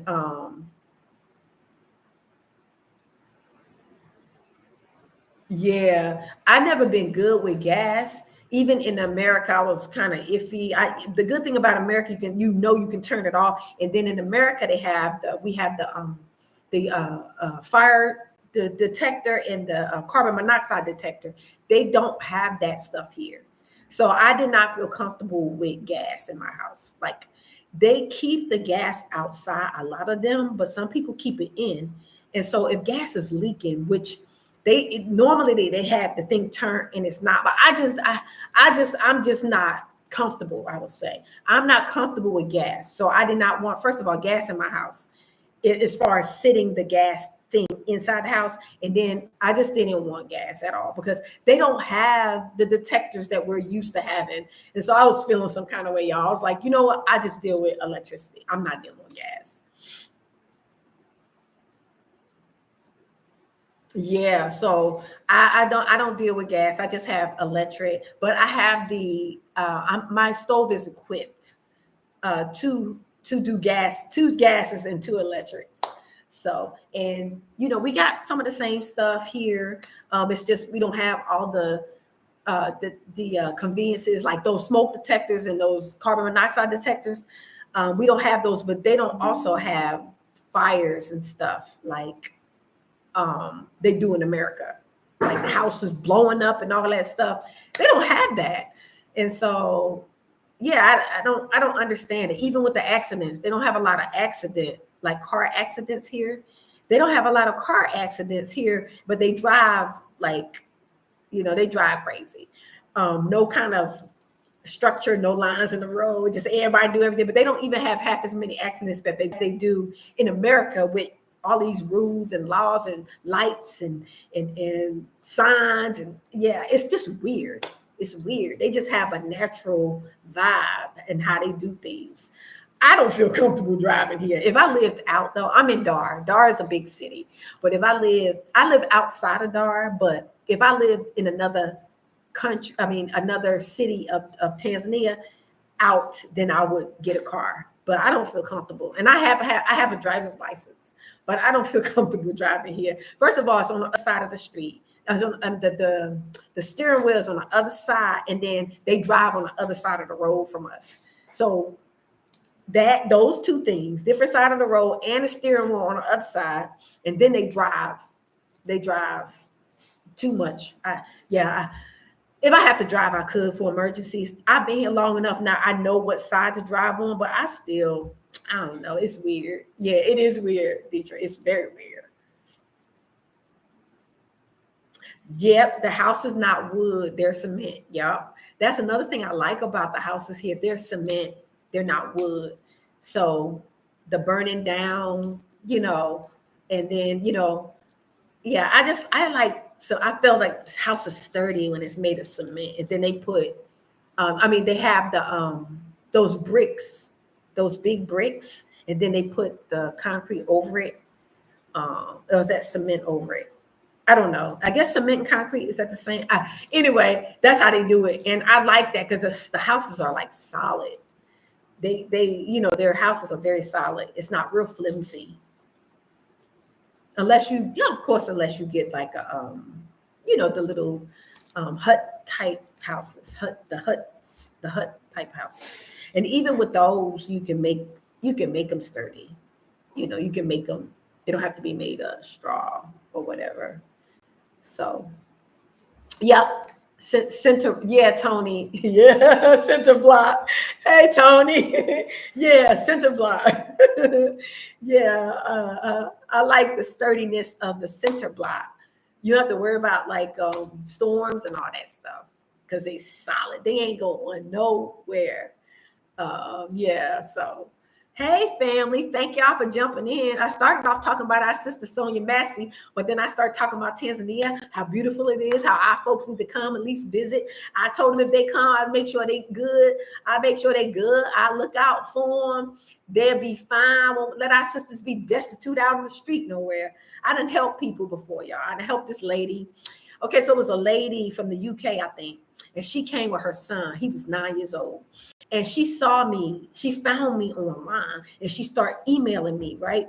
And she's like telling me, they don't have a place to stay and stuff. And, she got her 9-year-old son. And I could, I didn't know she was from the UK, but it don't matter. If you're a foreigner and you diaspora, you Black, it don't matter where you're from with me. You my brother, my sister, right?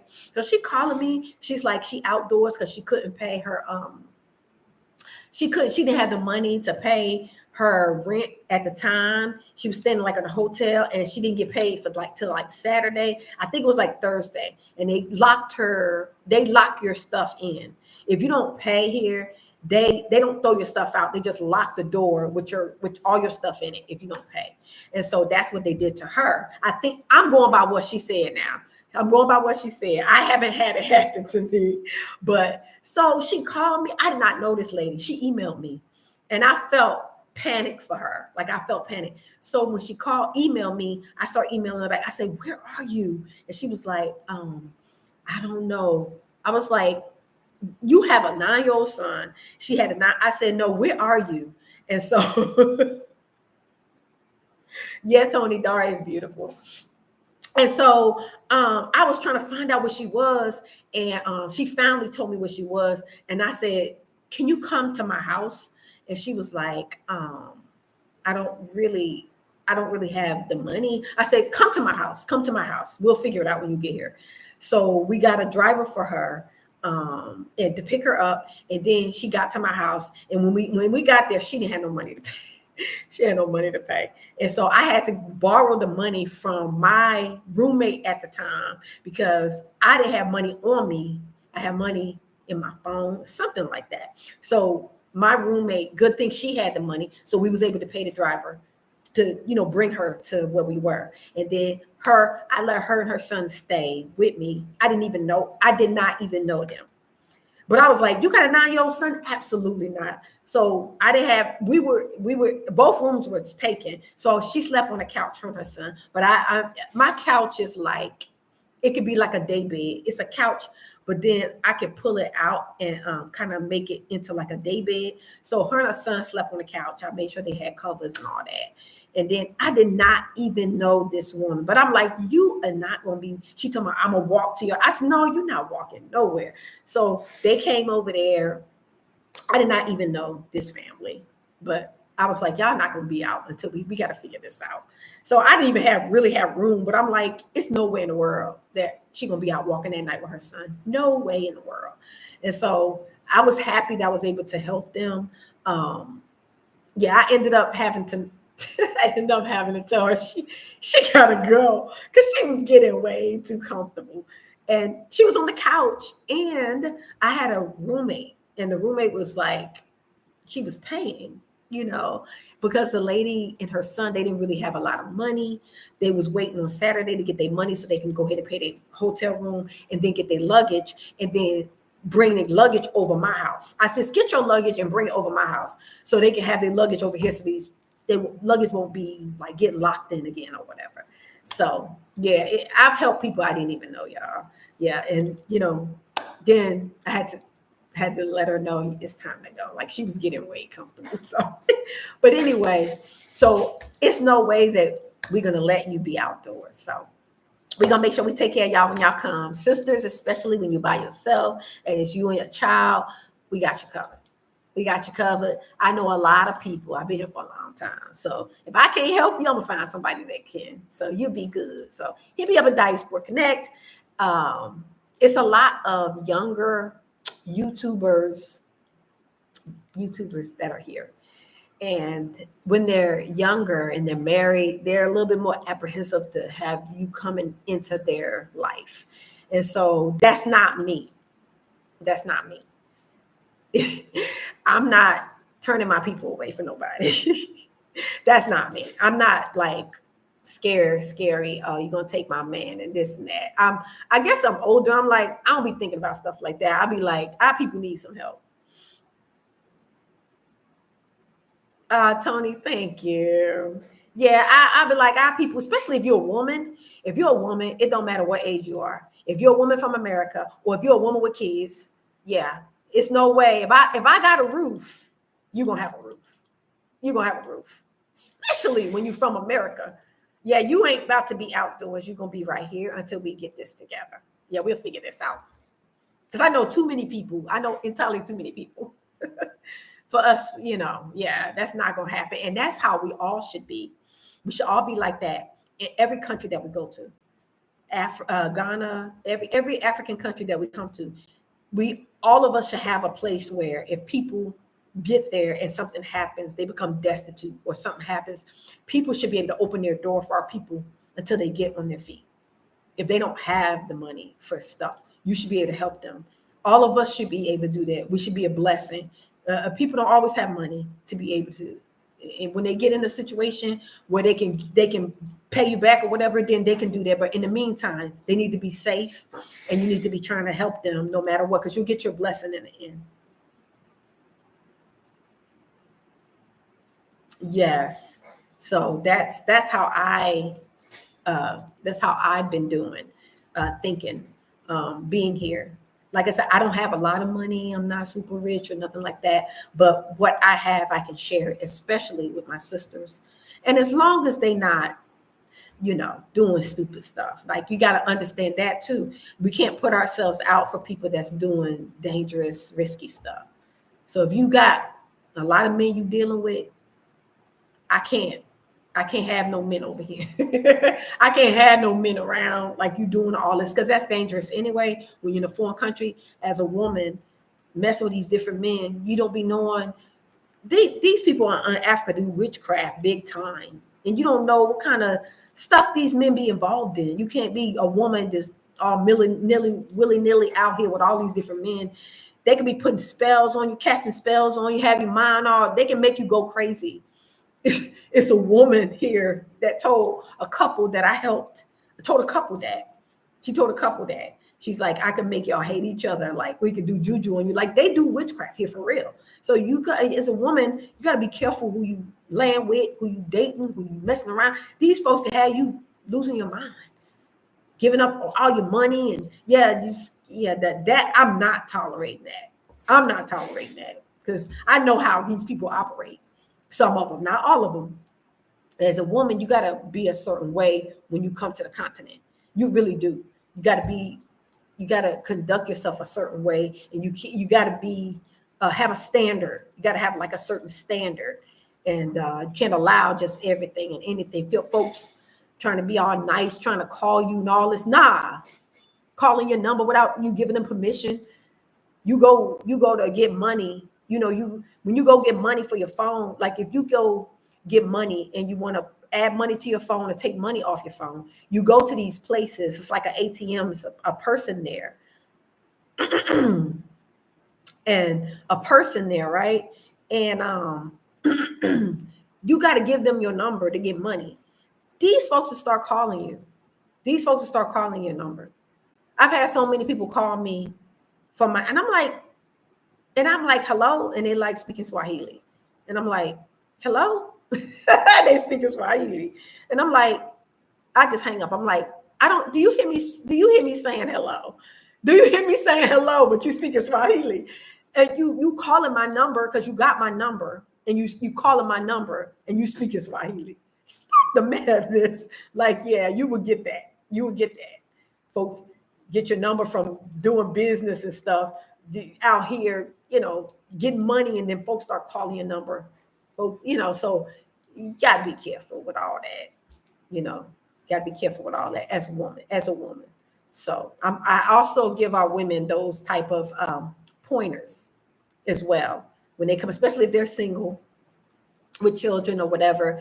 I try to give them pointers of what to be careful for, what to be careful what to be careful of, what to watch out for, stuff like that. Some listen and some don't.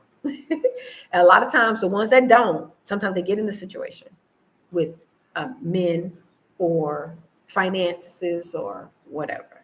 And so at that point, it's hard to help because you've warned them about certain things, but they didn't listen. And then they get in the situation and you can't put your neck out there because they're in the situation and they didn't listen. So the only thing you can do at that point is just give advice. I've seen that too. Like people come do consultations with me or whoever, and they don't listen. And they think that they know better than you, even though I've been out here 4 years or longer than them. And so they come to me for advice. They pay for advice. And when I give it to them, they get here and they think, oh, I could do better than her. Oh, I could do what she's doing. And then they go and try to do it. And sometimes it doesn't always work out. And a lot of times it doesn't work out because a lot of things that I've done has been by the grace of the Most High, giving me guidance and advice, praying about it and, divine connections and stuff like that. So there have been people that have come out here to try to create a business, but they wasn't able to. I was able to come out here, create a business a year after I got out here by myself with no man, created a business, but it's been whole families trying to create businesses, men trying to create businesses, and they wasn't successful at it. They've lost money and this and that. So just because I did it don't mean you think you can come out here and I could do what she did. People have tried that. So many people have tried that and they have come and they have gone. So it's not as easy, but if you take advice and guidance and you can get things done, but you just have to listen. It's the listening part that's difficult for some people. Whether they're younger and they think you're older, you don't know, or if they're your age or older, then they think they know better. So they won't always, it's just different reasons why people don't listen to the advice that they pay for. They pay for me for advice. And then when I give it to them, sometimes they don't listen. And then when things don't work out and they start calling me, I can't even say anything. I just be like, I'm so sorry that happened. Because I can't really say anything because I gave advice and they didn't listen. So it happens a lot because for some reason people just think that they just know more than you when they get out here, and you've been out here so long. I mean, you've been out here, people for the first, I would say 2 years I was here, 2020, 21. People when I would tell them stuff, they would look at me like she don't know what she's talking about. And it's been 4 years I've been out here. And some people still actually think that I don't know. And I'm like, how you think I've been out here? How you think I've been out here for 4 years? How you think I created a business? And how you think I'm working on the land and building project right now? Like, I haven't really been sharing the details, but I am working on it. And I have been working on it for a while. Like, I started the GoFundMe back in 21 when I created the business because I knew what I wanted to do. I wanted to do a land and building project. So I knew I wanted to do that. I didn't know what size I wanted because I was going by my finances. And what my finances was looking like, very small project. But I thought about the GoFundMe account. So I was like, if I do a GoFundMe account for my land and building project, that will help me out with my dream and desire of what I want to do. And of course, my plan was to do it to help the diaspora. But after I'm seeing all this stuff with these eco-village things, I kind of shied away from trying to do something like that because our people had such a bad taste in their mouth from people saying they got this project, this land project, this for our people, and then people paying money and then people not getting what they're, not getting anything or not getting what they paid for. So I kind of shied back from wanting to do something like that for our people because I didn't want to be grouped into the land and building project, eco village situation. I didn't want to be grouped with that. So I went towards more of a land and building project that I am working on. And that's kind of how I put it. I am working on it. Of course, my desire was to help our people, but I feel like I got to help me first. And I feel like if I could do something for me and get something set up, then I can be that person to advise people how to do it. So I kind of changed my thinking into you do it first. And then once you do it, you can be that example and show people how to do it. So that's when I started to do started doing more the business side of the consultations, more so than the travel. Because I was at first doing travel consultations, everybody does that. But then I've thought about it since I did create a business. I know the steps to take to create one in Tanzania. The partners, just because I went through the whole thing and everything was explained to me by my attorney, I can actually relay the message and explain it because I walked through those steps. So that's what I started focus more on, the business, creating a business. And then you yourself, I'm more pushing people to be more sustainable or more self-reliant instead of taking your funds and your money and sending it to someone else to do this for you. You can do it for yourself. If I did it, you can do it. And so I wanted to go ahead and complete the whole process of the land and building project, or at least the land acquisition. And then once I'm done with that, I can actually share with people what I did, everything from A to Z, that once it's completed. I don't want people to come in the midst of me not completing everything and they're asking me questions. Okay, what did you do this? You did this? And what's the second process? And what's this? People ask when they're giving their money and they're investing, they ask a lot of questions because they want to know the details. So for me, I want to make sure I do it first. So once I complete everything and I do this land acquisition or whatever, and then I'm starting to build, then I can go through and say, okay, I did A, B, C, and D. I did A, B, and C, and D, and it cost me A, B, C, and D. And this is what I did, and this is what you can do. So it's like I got the blueprint and I can pass it off, and then they can go ahead and do the same thing that I did. How am I rock? What about citizenship? See, do you advise? Citizenship is not, they don't have citizenship in Tanzania, unfortunately. They don't offer citizenship. They don't have, put it this way, they don't offer dual citizenship. So in order for you to get citizenship here in Tanzania, you have to actually give up your U.S. residency. Okay. Yes, you changed it. So yeah, they don't have citizenship here. They just have, they don't have dual citizenship. In order for you to get citizenship, you have to be here over a certain number of years, and then you have to turn in your U.S. passport. Ain't nobody doing that. We got stuff tied up with that, so that's not an option. Residency now, there are several residency permits you can get. It's based on what you want to do here. So if you it's like the question is what you want to do here. If you got children and if you got children and you want to put them in school, right? So you can put your kids in school and you can get a student visa for your child and your family because your child is in school.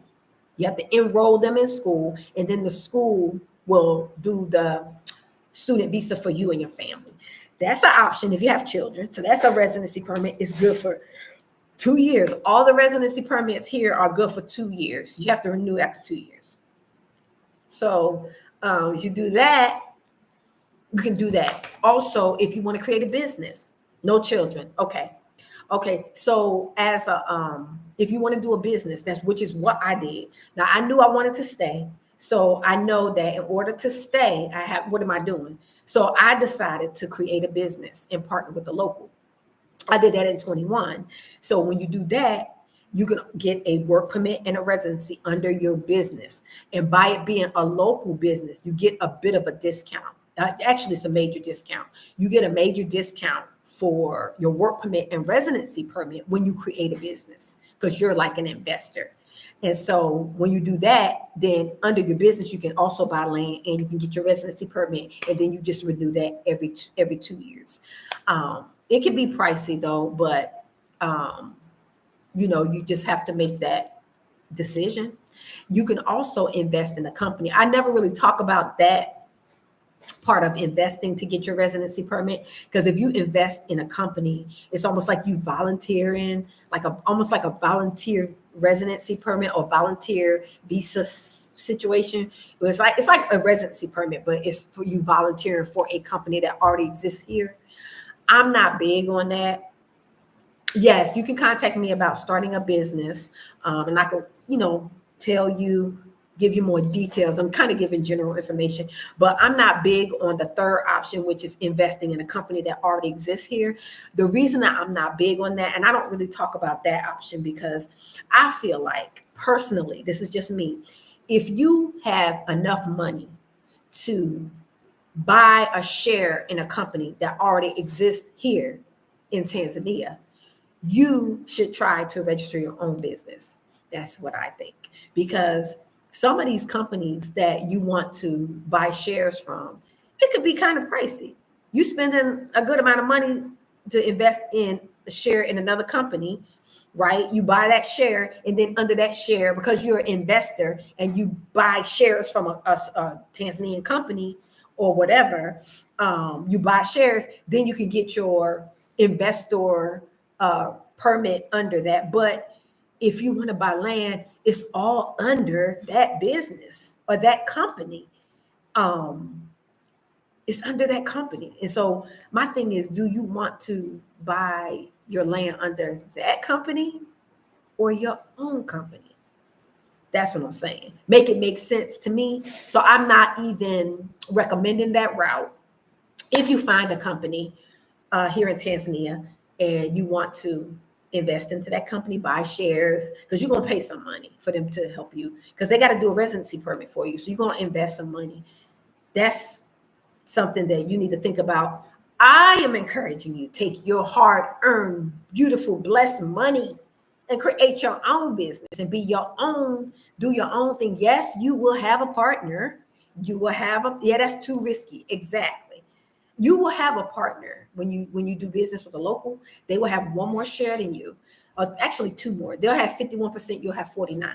But that's just shares. It's not revenue, income, assets. So if you come creating a business with assets, like you selling stuff, they don't get 51% of your assets. They don't get 51% of your income. They won't get 50% of your 51% of your revenue.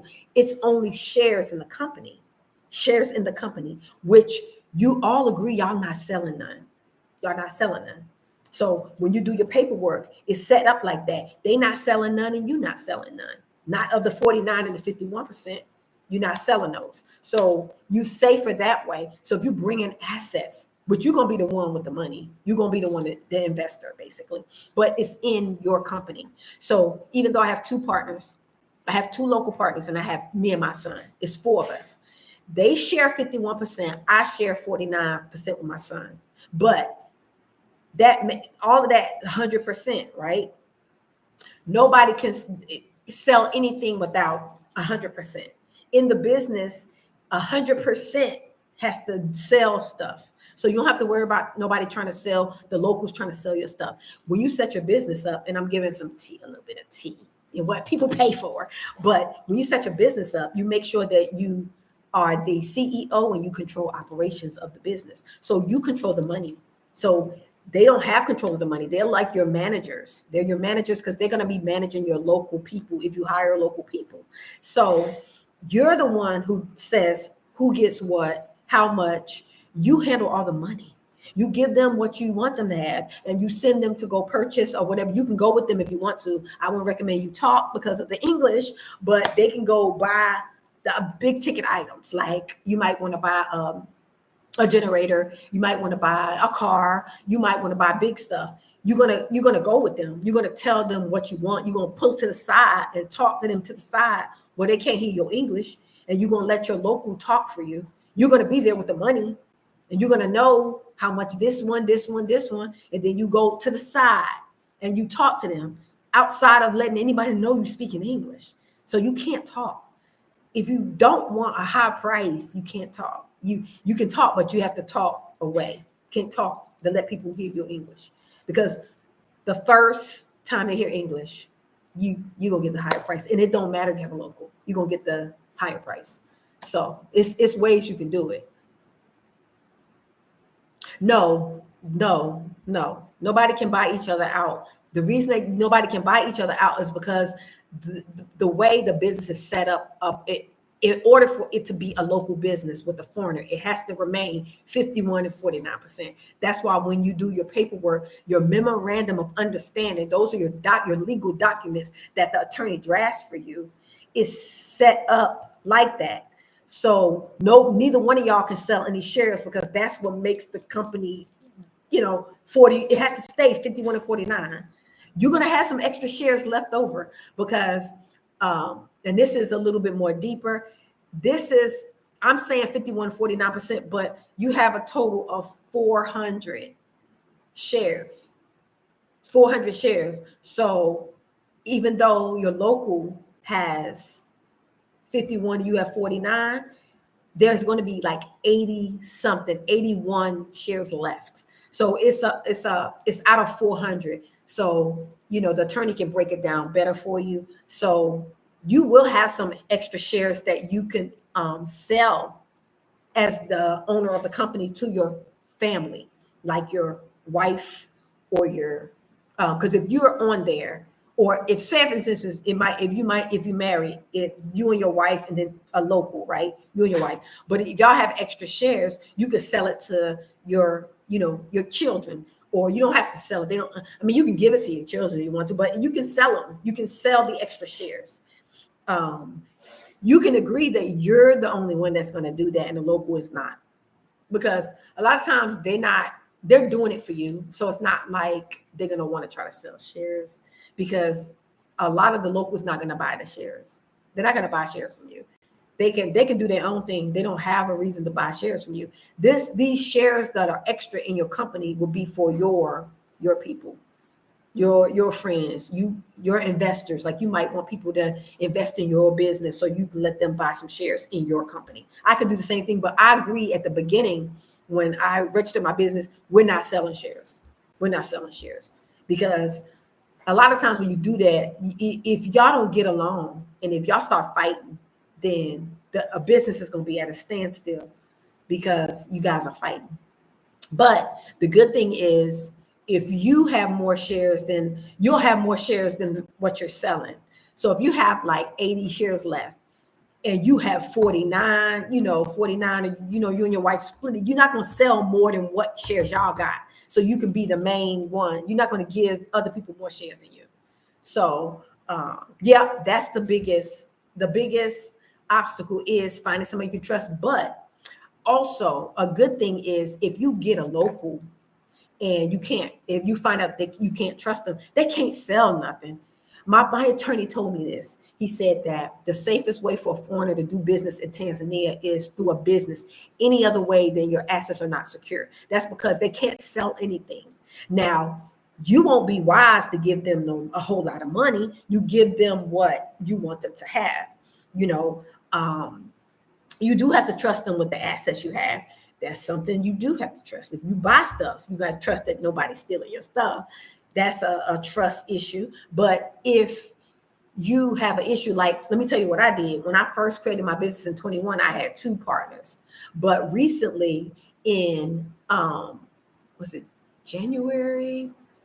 Like 6 months ago, I removed the 2 original ones and I got 2 more. So I just found out you can do that. So the partners you have, if you start off, like I got 2, you only really need 1, but I wanted 2 partners. But if you start off with 1 partner, now if you have 1 partner or 2 partners, it's no difference. It's no difference in what you pay. Like 2 partners ain't gonna make it be more. I chose 2 because I was thinking if 1 is not available, the other one would be. So, and I'm glad I did that, because after I registered the business, the first 6 months, one of them disappeared off the face of the earth. So I don't know. They say he went back to the village. I don't know where he went. And then the other one was doing everything. And then all of a sudden, the other one, after like a year, he disappeared. So I'm here by myself without them 2. They just disappeared. They didn't keep me in touch. They didn't keep in touch with me. They didn't tell me what was going on. They just disappeared. No call, no nothing, right? The second one didn't do it as badly, but the second one went to the west somewhere. So I couldn't get stuff done. Like I needed stuff from the business office. I needed stuff from the tax office, the tax and information. They got to do that for us because they don't speak English like that. And the local is the one that does that for us. All the business stuff, they usually do that for you. And so I didn't have nobody to do it for me. So my attorney, I talked to him and he told me, you can replace the 2 you got and get 2 more if you know somebody. So I was like, yeah, I had to pay to do it. I had to pay for it, but I paid for it. It wasn't that much, a couple of thousand T-shilling, but it wasn't a lot. But I had to pay to remove the original 2, and put the new 2 on there. So I got 2 new ones. So the other 2 I got rid of. And then after I removed them, I replaced them with 2. Now I have a woman and a guy. I have a woman and a guy. The first time I had 2 men. And so, yeah, you can replace them. And that's a good thing. If you feel like it's a lack of integrity, if you feel a certain way, you can replace them. And they can't really say anything because you're paying to replace them. You have to pay. They don't have the money to do nothing. So you want them gone. You just need to make sure that you have somebody to replace that person. So that's a good option. I just found that out this year that you can replace them. So I got 2 new partners. It's like I'm starting all over again. And everything was all updated and stuff. My stuff was so behind because they disappeared on me. My taxes, everything was behind. So I had to pay a penalty to get my taxes, all that stuff. I had to pay extra because they disappeared and they didn't get me my tax information to pay my taxes, all that stuff. So, but it's all updated now. And I got 2 new partners. So it's doable. You can do it. And for me, I have a consultation business. So it's one of the easiest. My attorney was saying that's one of the easiest businesses to set up because it's not, you don't have a lot of assets. So it's kind of quick. It's kind of simple, kind of quick. And so that's the kind of business I have. So, and then the good thing also is because it's consultations, I get all the first contact, me. Most of my clients are international. They're not from here. So I'm marketing to international people. And so the locals don't have no contact. How they get paid is through me referring the international person when they come here to them to do stuff. Or if I get money for some project or whatever, then I choose upon myself to give them 51%. It's something I choose. It's not, when I say big project, it's not that much, but sometimes I'll do that just because I want to be, I want to help them out. So I might give them. So for example, when I did business consultations, when I first started doing them, I was doing them with both of my partners. I wanted both of them to be there because they both have different perspectives on how the business was. They explain differently. And so I wanted our people to hear from me. And then I wanted our people to hear from both of them because it's their country. And then they're men and I'm a woman. So when I first started doing consultations, I wanted our people from the West, when we did business consultations, to meet with all 3 of us. So I would schedule a meeting for all 3 of us to meet with our people. So they would hear me and then they would hear them talk. So I started like that. So when I got the money, and at the time I was charging $30 for business consultations. So when I would get the $30, I would just give them 51% of the $30 and I would take the 49%. And this was for business consultations. The reason that I did that is because they actually came, they actually showed up, they spent their gas to come and to talk. So it was just the right thing to do. They didn't ask me for anything, but I just did it. Because we didn't have that many business consultations at the time. I was doing more travel consultations. So now when they disappeared on me, I just started doing it by myself. Because I know all the information anyway. So I just started explaining everything by myself and I didn't have to give them anything because they disappeared. And the business was still going on, even though they disappeared. And then I started making like connections with, like I do some referrals too. So if I refer, people to certain businesses, I'll get a T shilling, they'll give me a referral fee.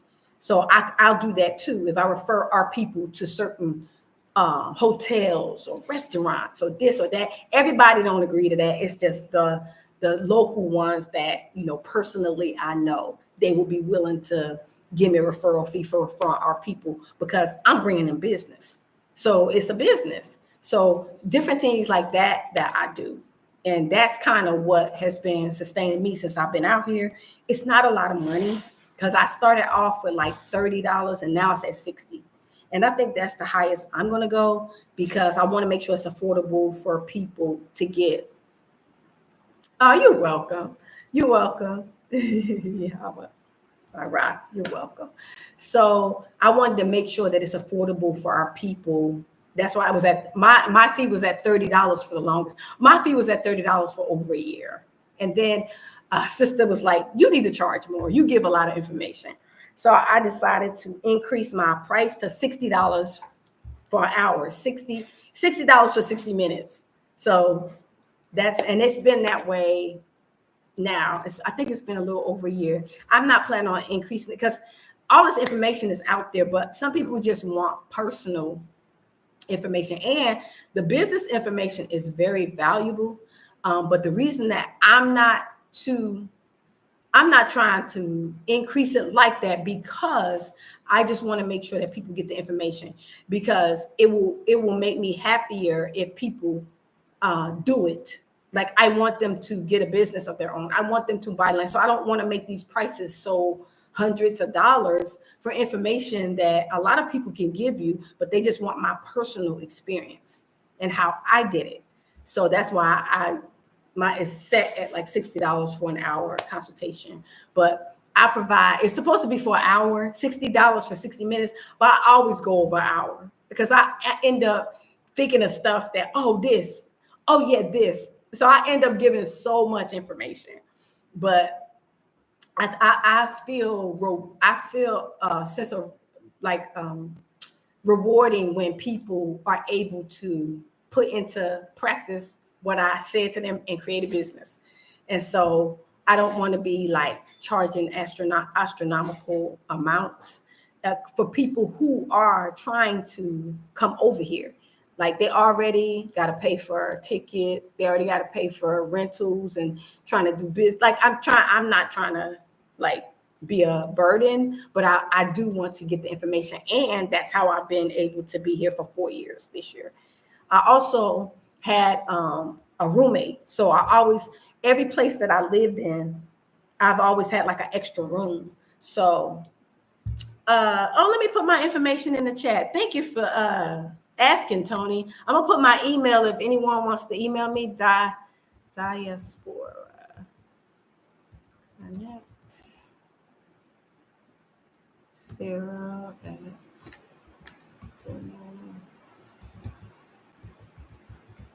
I'm gonna put my email in the there we go. Diaspora Connect 0@gmail.com. So if you want to hit me up, we can chat. I do give general information, but just specific information, I have so much more I can share with you guys. I shared a lot in this live. I didn't think I was gonna, but it's not really a secret. But y'all do have to understand. I mean, it's a business. Like I gotta, I had to find a way to sustain myself. Had to find a way to be able to be here. So that's why I charge for it. It's even if I only get 3 consultations a month, that's enough to, that's a good amount. Even if I only get 3 a month. Sometimes I don't even get 3 a month. Sometimes I might only get 1 a month, but I do other stuff too. So you have to make sure you have other streams of income and you're doing other stuff too. But it's been very rewarding not having to work for somebody else. I'm hustling and I'm struggling for myself, so it's worth it, because if we're gonna be hustling and struggling and talking and sharing, at least we're doing it for ourselves and we're not making other people rich. And then the fact that I'm helping my people, I'm helping my own people. Like I want to help my people, and that's why my channel is Diaspora Connect Tanzania, because when people see diaspora, that means African descent. That don't mean nobody else. Everybody else got help. They got their own people helping them.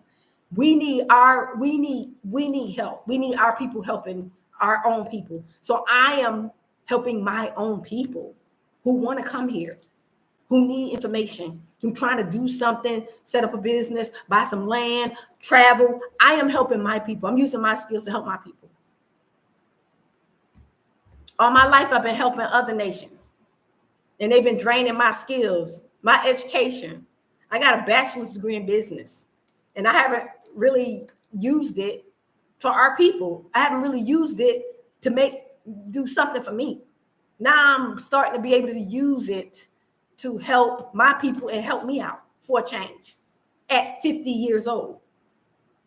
How long we got to work for other people and make them rich and use our skills to better them? It has to be a point where we use our skills to do something for us, do something for us personally or people.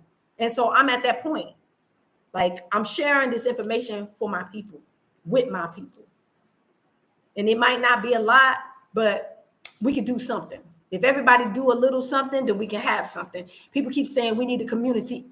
This a community. If we all got together, created a business, bought land, all of us, even just 10 people, that's an accomplishment. You got your own business, you got your own land.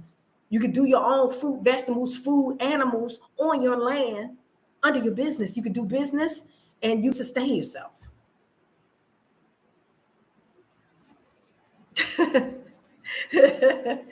I'm doing me, Tony, and I'm trying to help us do us. I want all of us to do us. I don't want to it's not enough for me to be successful by myself. I want my people to just thrive too. I want my people to be safe. I want my people to be out of America. I want my people to be getting shot. I'm tired of seeing our people getting shot. We got so much to offer. We're very smart, very intelligent. We can do anything, and we need to bring our skills over here. And we can use our skills over here and get land and have a garden and do whatever we want to do. We don't have to be over in a country where people are killing us and people are using us for our skills. We need to bring them out somewhere else where we can flourish without being stressed out and under anxiety and threatened and our lives hanging in the balance every day. So I want us to come. Even if it's not here, come on the continent. I share videos of our people in Ghana. I share videos of our people if our people are anywhere on the continent. I be sharing stuff of our people going to different countries. I just want them to be free. If they can't be in Tanzania, just be somewhere on the continent where people look like you, where you can actually buy land and you're not taxed on it every year. They can't take it from you as long as you do it. You got to do it right now. You gotta be careful. Ghana got some stuff going on. Different places got stuff with this land stuff. So you got to be wise, of course. You got to do it right. But once you get it right, you do it right, you'll be okay. That's why I'm taking my time. Believe me, I'm looking at all this stuff with these issues with land too. I'm scared too, but I'm not scared. I have confidence, but I've been doing my homework. That's what's taking me so long. I've been have my land and building project since 2021, y'all, since I created the business. But I haven't purchased anything yet because I was trying to first of all figure out what area I wanted to be in. That's the first thing. And then I was looking at prices. That's the second thing. And then I was like, at first I was by myself, and then I was like, who can I trust? I need a man that I could trust. That could speak the language. So it's a lot of things, a lot of variables that I had to consider when you have business, mindset. Like, I went to school for business, and it's just business administration, but I just had to think everything through. I had to think everything through before I just went out and jumped out just because I had the money. I had the money, but I was like, I'm not rich. So the little bit I have, I got to make it count. Like, I got to do right with it. I got to hold on to it until I make sure everything is right. And now, I'm just finding a location. Well, I did have a location in mind, but I was praying about it because I was like, you want to be like, feel like you want to rush, but you like it, but you just want to pray about it because you want to make sure that it's not just you. Yeah, I was just trying to, make sure. And so I got peace about the location, and then I had to find out the prices. Then I had to find out if it's, if I could get a local to talk for me. Like I had to pull back all them little curtains to get all the information. I finally got the information, what the price should be, found somebody who could talk for me, found a location. I'm just doing that after 4 years. Well, 3 years really. I've been here 1 year before I created the business, but I'm just finding, and now I'm in the process of completing the purchase of the land. I ain't even done with that yet. So I'm still praying that everything go through good. I confirmed through my attorney that the land is clear. It ain't got no liens. It ain't got no, it's legit. So you got to do that too. So it's so much that you got to do. But when I'm done, y'all, I don't care how small it is, I'm going to share it in my business consultations. I am going to share how you can do it and get a good price. So that's what I'm trying to do.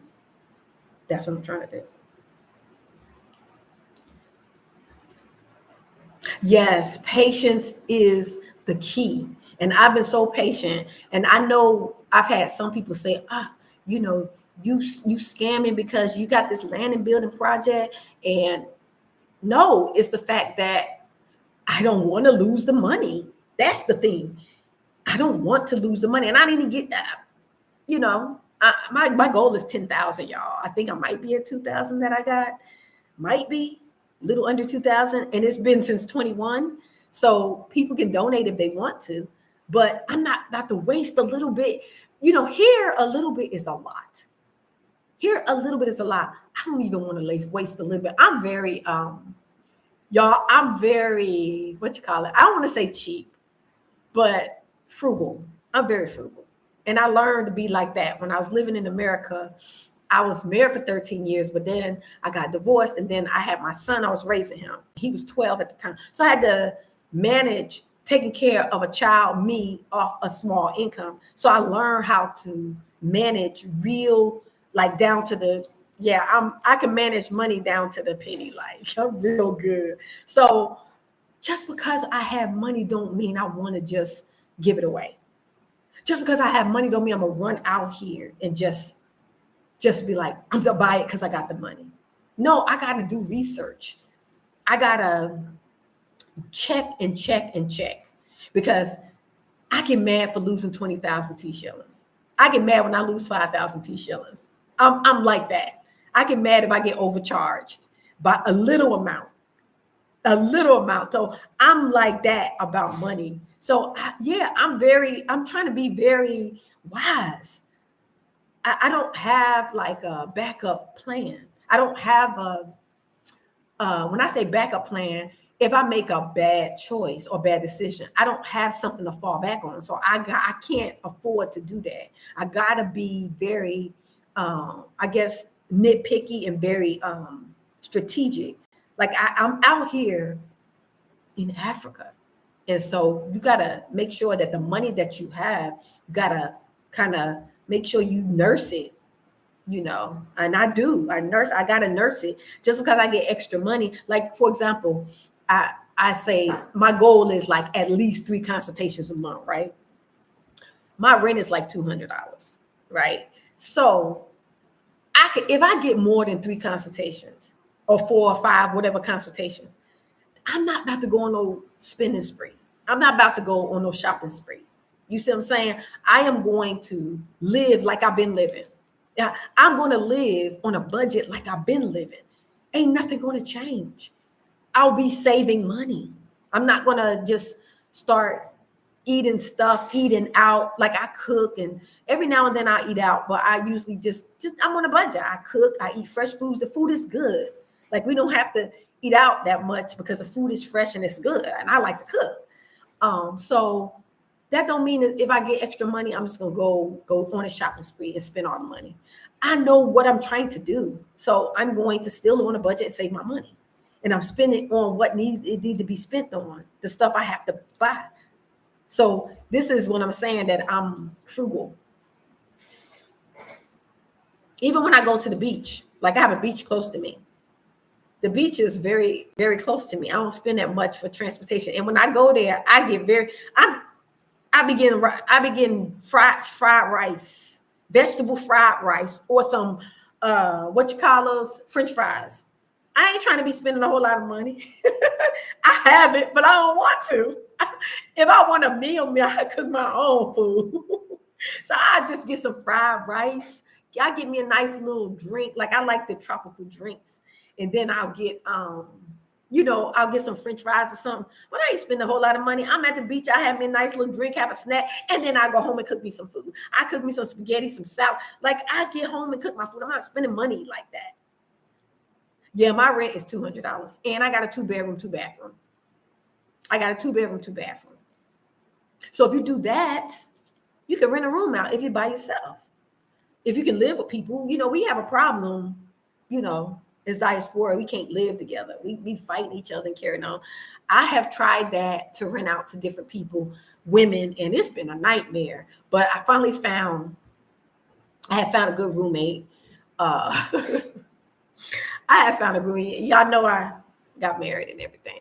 But that's trouble in paradise. Y'all probably already know that. So I ain't gonna talk no more about that. That's trouble in paradise. But anyway, I got a 2-bedroom. And you can rent a room out and you can charge. That'll help you too. Don't overdo it.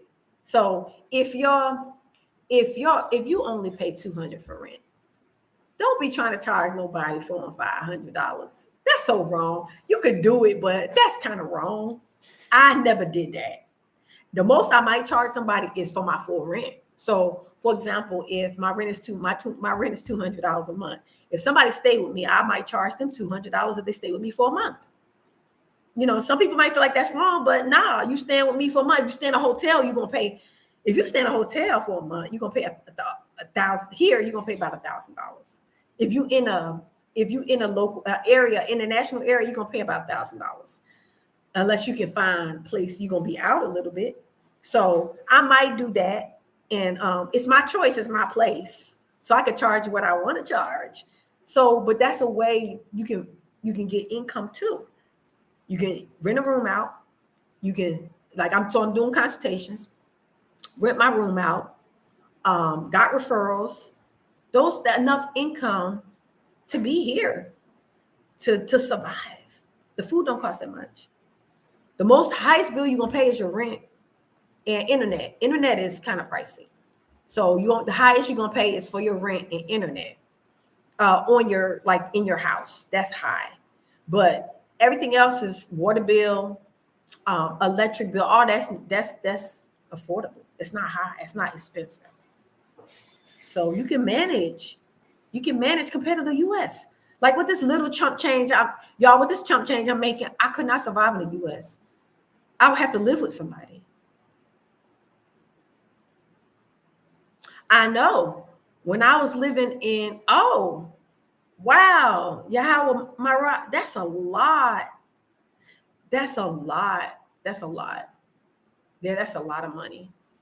And I was living in Bessie Beach. I had a 2-bedroom, 2-bathroom, and I was paying $345, and that was a lot. My locals was telling me I was paying like 800,000 T-shillings. My locals were saying that's way too much, and I know because right now I'm even further out. I'm in Tegeta, and I pay $200, and I know people that's further out and way further out, and they pay like less than that. So the further out you go, the less you pay. If you want to be in the city, you're gonna pay more. But if you move out, like Sala Sala, Tegeta, you can get this type of price. And that's where I am. I'm outside the city because in the city, they starting to charge US dollars. That's US dollars what you're paying. That's way too much. 2-bedroom, 2 bathrooms, what I got? Look what I paid. That's insane. That's insane. No. And then you got to pay 3 to 6 months. Exactly, Tashi. Exactly. That's what I be thinking about. The plane ticket. Because I got the plane ticket for me and my son.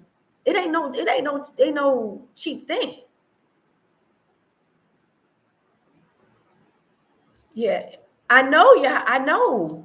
Yeah, how am I right? I know you in the country. That's why I said you paying way too much. That's why it's good to consult with people, some people, because some people, even though they hear some of our people, they be trying to get their pockets laced. So sometimes they ain't gonna tell you the truth about what's too much. Yeah, you paying way too much. That's why I had to move out of the city because they raising the prices because so many of us are coming here. When it's a lot of us diaspora come to a place, they always raise the prices. And when I first got here, the rents was way cheaper than what it is now. In the same area, Kunduchi, you could have got a two-bedroom. You could have got that for what I'm paying right now. Now they don't raise it because a lot of us are coming here. I be looking on Instagram. They be having places in Masaki for like over $1,000. I'm like, that's insane. It's insane. Ain't no way in the world. When you can get it. My girlfriend, she lived in Moragora, which is where I'm looking at land. My girlfriend used to live out there. She moved from this area to Moragora. That's another city, a beautiful city by the mountains. It's like 3.5 hours from Dar. She moved there and she had a house and her rent was like $175. She had 3 bedrooms and 2 bathrooms. You see what I'm saying, y'all? Yeah, you can get stuff. You got to be willing to get out them cities though. And we need to be out the cities anyway. And I know when you first get here, you do have to be kind of close to the cities. But if you connect with some of us that are here, you don't have to be in the city. You can be on the outskirts and get a good price, a better price. If you try to find places on your own, speaking English, you ain't gonna get no good price. You ain't gonna get no good price. But if you connect with the diaspora, one of us, and we might know somebody that's a local that can speak for you to an owner, then you can get a local price.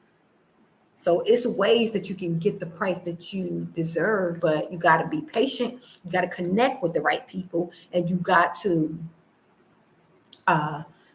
just be patient. Yeah, you can't talk for yourself here. It's no matter how much we think we can handle business like we do in the West, it ain't nothing like the West. You will be overcharged for everything. And even for me, I've been here and I know I'm still overcharged with little things, but anything major, I know how to manage with major stuff.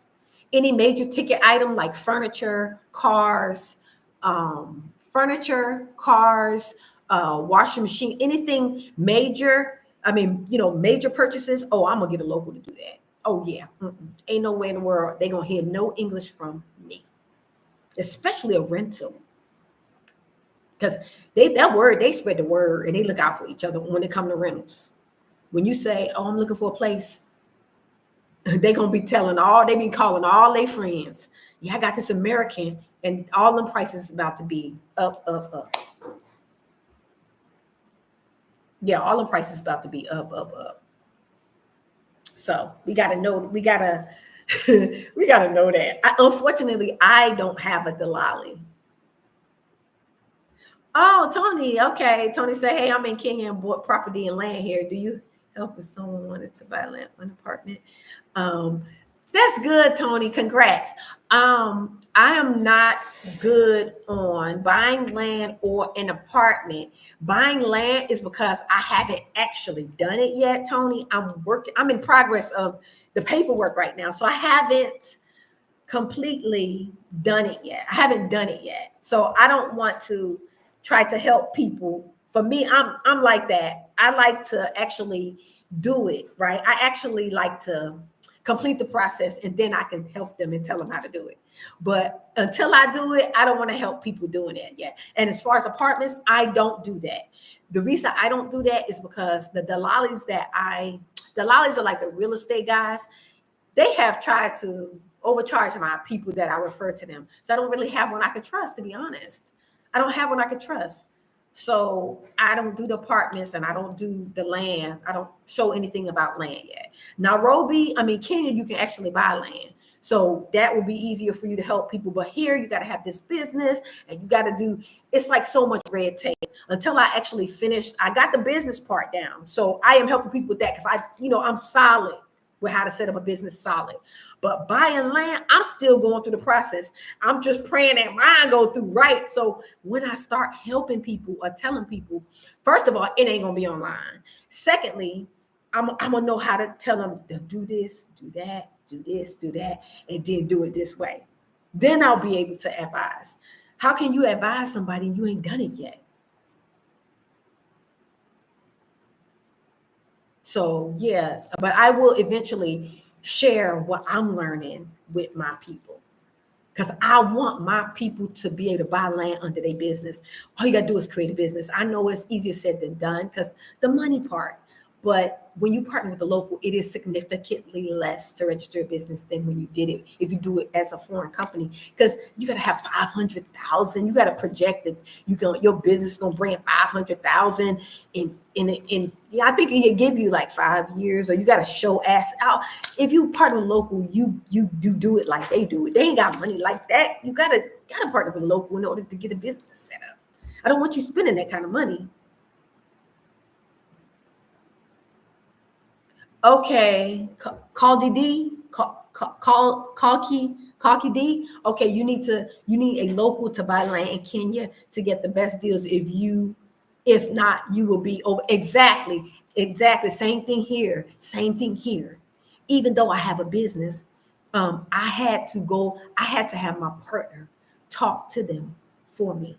I couldn't say a word. I was there, y'all. I was the cameraman. Like, I was the camera woman. I ain't say a word. The guy kept looking at me. He was just looking, and I know they be trying to, because it's something about us. Sometimes they can tell how our mannerisms and stuff that we might be from somewhere else, but they have to look at you for a long time. I had my head wrapped. I had on my long dress. I ain't say a word, not one word, except for Mamba Habari. I ain't say a word of English. He was watching me, and my friend, she was doing all the talking. My partner, she was doing all the talking. And then when she came to talk to me, she told him that she was gonna go come talk to me, and then she called me to the side. She said, "Dada." She called me, and we went over, and then she started talking to me privately. What you think? You like it? What you think? He said this. Then she was talking to me, and I was like, I like it. And then after that, she went back, and I stood. I was just taking pictures and stuff, and she talked to him and told him everything. Like, I couldn't say a word.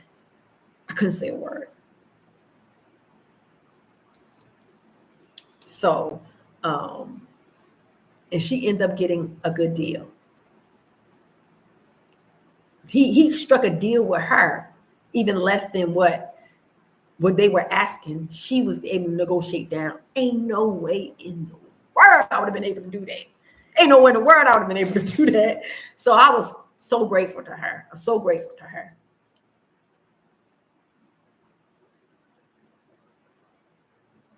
Oh, so you can get money from banks in Kenya, Tony?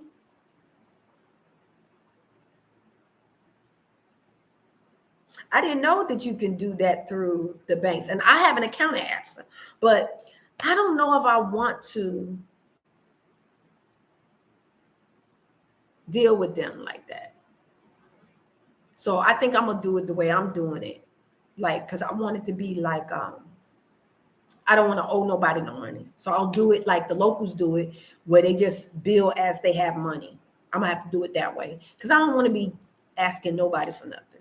Not like banks or nothing like that. I have an account at ABSA too. I have a bank account at ABSA. So, but yeah, so that's kind of how I had to do it. You got to do stuff like that, y'all. You want to get the right price. You want to get the affordable price. You just got to be patient, and you just got to wait and get the person you trust. And so we're in the process now. So I can't really get too happy right now, because it's not done. Until it's completely done, everything's signed on the dotted line and everything is stamped, I'm still in the process. So I'm not really sharing a whole lot of what to do until I complete the process. Then I'll be more effective, to share and tell you A, B, C, and D. I have the blueprint of how to do it. because it's a couple of people that I went we had that Tanzania land conference. It was a bunch of us on Solo Souls channel where we talked about the pitfalls that we experienced purchasing land. I haven't done it yet, but I was in it because I have a business and I've been here, but I was listening to their stories, and it can be a nightmare if you don't do it a certain way in a certain order. It can be a nightmare here. It can be a nightmare. You can overpay. You could lose be scammed or be lied to, even by some of our people. So you gotta be patient, pray about it, and then you have to think it through. You gotta take time and think it through of how you're gonna do it. That's what I've been doing. Like I just been like thinking, like I've been praying and thinking like I want to do this, but I don't know if I should do this. Like I've been like really thinking it through, because I really don't want to be taken for a ride. And if I learn from what they went through, I don't want to have to go through that. I'm in the process now, but I'm doing everything like I'm supposed to. Business first. Don't do land. Don't be talking about buying land. And then some people send their money to people and they buy land, but then they don't have a business yet. That could be a nightmare because you did it backwards. So it's hard if you buy land and then you create a business, it's not like the US where they can probably backdate your business to your land. You got to do the business first. You got to set up the business first, because when you set up your business, it's a date on the paperwork. When you set up your business, you want to make sure that the business is set up first. Everything is good first. Taxes paid. Everything is up to date and registered. Business first. And then when you go to buy land, you use the tax ID number for your business to purchase the land. So when you go to purchase the land, it's going to be under your tax ID number for your business. So you're doing it right. You can't try to it's going to be hard to backtrack. When you bought the land, it's under a date. And then you do the business, it's under a date. How can you get a land that you purchased without the business under a business that you created with this date? That's going to be difficult. It's going to be a trial. It's going to be difficult. So why don't you start at the beginning and do it right at the beginning? Create the business first. Get that solid situated. Then you go and buy your land under your business. And then you got it, the process. That's the process. So I am trying to do it that way because I don't want to go through some of the hiccups that some people had to go through when they trusted some people to buy land and they gave people money and they said this and they signed a paper with this person. Now they got to try to go back and get it under their business. Like it's just so much. And you don't want to do that. Just do it right the first time. And that was my concern, because I was going to get with some groups that's here in Tanzania. It's these eco-village situations. I had an opportunity to get involved, but I was thinking about that and I was listening to it. And I think my business mind, when I was listening to how they was going to do it, my business mind was saying, that's not a good idea, because they got some stuff in the local's name. And so that's not a good idea. It wasn't a business. It was just in a local's name. So my partner was telling me that's not a good idea. Then my old partner was saying it's two reasons why. If the person dies, then their family is going to go to the lands commission and look to see all the land that person owns. And so they're going to come for that land. So it don't matter if you had a deal with that person. It don't matter because the family might not know about that.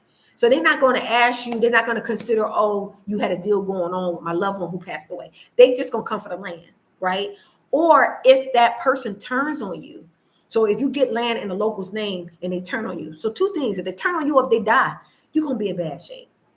So especially when you just shook hands, you got to get it. You got to get it legal. Got to do it legally. You can't shake hands with people. Got to put it under business, because that way you have your memorandum of understanding. You have your business paperwork stating, I am the CEO. I control operations. This person is a manager. You got this percent. Everything is written. Everything is in the contract. So nobody can do nothing. Nobody can do nothing to each other. You're bound by that contract. You're not bound by what you say or what that person say when you go in front of a judge.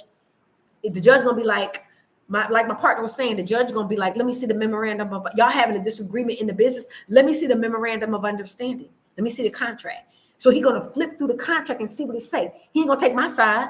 He ain't gonna take his side, even though he a local and he could take his side. But if it's a legitimate business, the business entity is what they honor and respect. They don't care about me as a foreigner, but they honor a business entity. So that's what you have that leg to stand on. So if you want to buy anything here, from a car to a Bajaji to a motorcycle to anything, it's best to do it under your business. It's best to do it under your tax ID number for your business. So when I go to lunch, if I go to lunch to eat, I can use my tax ID number for my business, and they can put it on my, because that minuses your tax bill. So whenever you purchase something, that subtracts from your tax bill with your tax ID number that's on your business. It subtracts from your tax bill. So I can go out to eat. I can buy some. I can go to the mall, buy stuff, and ask them, can I use my tax ID number? Most businesses here say yes. That subtracts from your tax bill. So when you buy land, you're using your tax ID number. It's minusing your tax bill. You're purchasing it, and they can see it, but it's minusing your tax bill. But they don't charge you taxes on land here. You don't have to pay. You buy it. You bought it. It's under the business, and of course, it's leasing it for 55 years, 99 years, whatever you select. But it's still under your business, and you can build the house. You can build your office. You can put whatever you want on it. You put whatever you want on it. So that's how we have to do it here. It's not like Kenya or South Africa or Ghana where you can actually just buy land. Janelle, no, because the 51%, and a lot of people keep getting this confused. So the local has 51% of the shares in the company.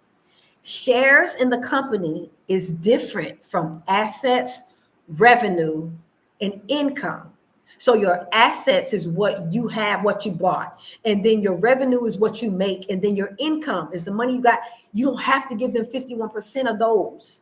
But they only own 51% of the shares in the company. And you owe 49%. Own in just the shares.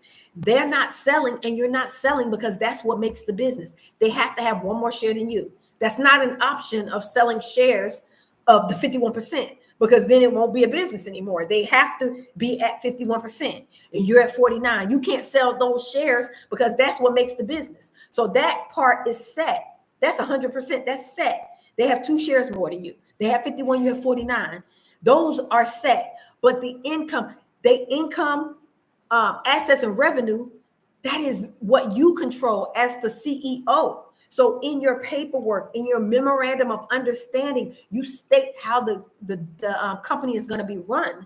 And that's the memorandum of understanding is their documents, like of the incorporate, like in America, they got the incorporated paperwork. It's the same. It's called a memorandum of understanding where you state, I'm the CEO. I control operations. My partners are managers. That means that you control how the money flows, where the money goes. You control that. You're giving them money to do A, B, C, and D. You give them what you want them to have. You don't have to give them 51%. It's not about what you make. That's just shares. They're basically, most of the time, they're doing that for you to create a business. They're doing it for you. Now you can bless them if you want to, but you don't have to give them 51% of anything that every income you make. I don't do that.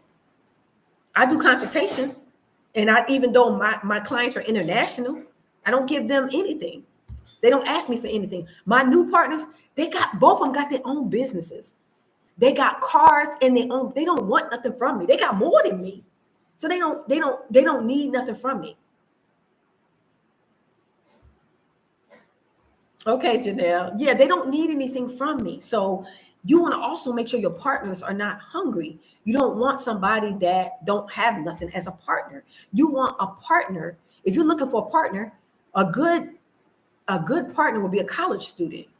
A college student. It's a lot of college students in Tanzania that just finished university and they don't have jobs. Those are the best partners to have because they're smart, they're educated. Most of them can speak English, and they don't have a job. A lot of them can, and then they're speaking for you.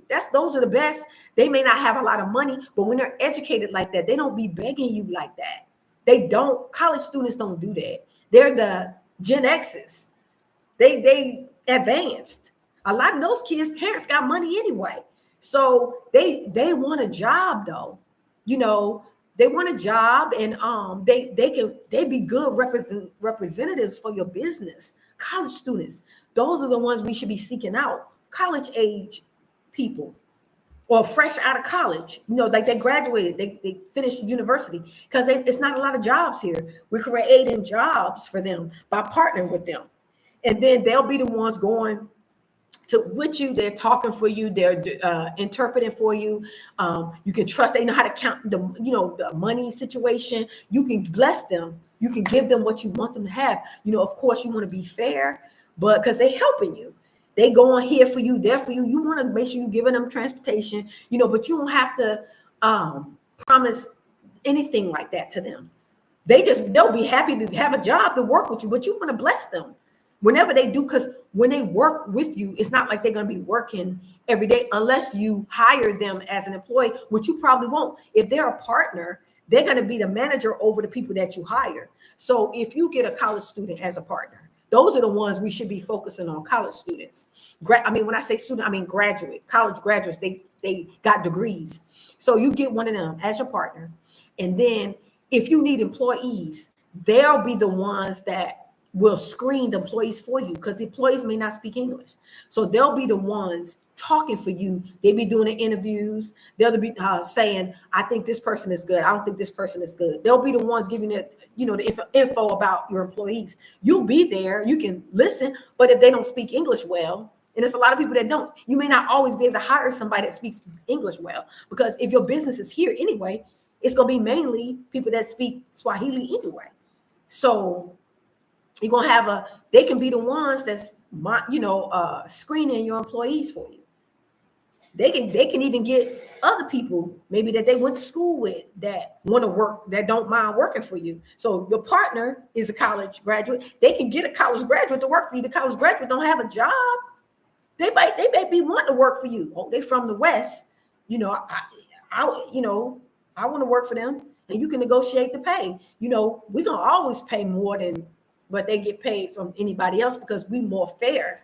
We more fair as coming from where we from. I noticed that we always pay more than they make when they work for Arabs, when they work for Indians, and even sometimes when they work for other locals. We always pay more.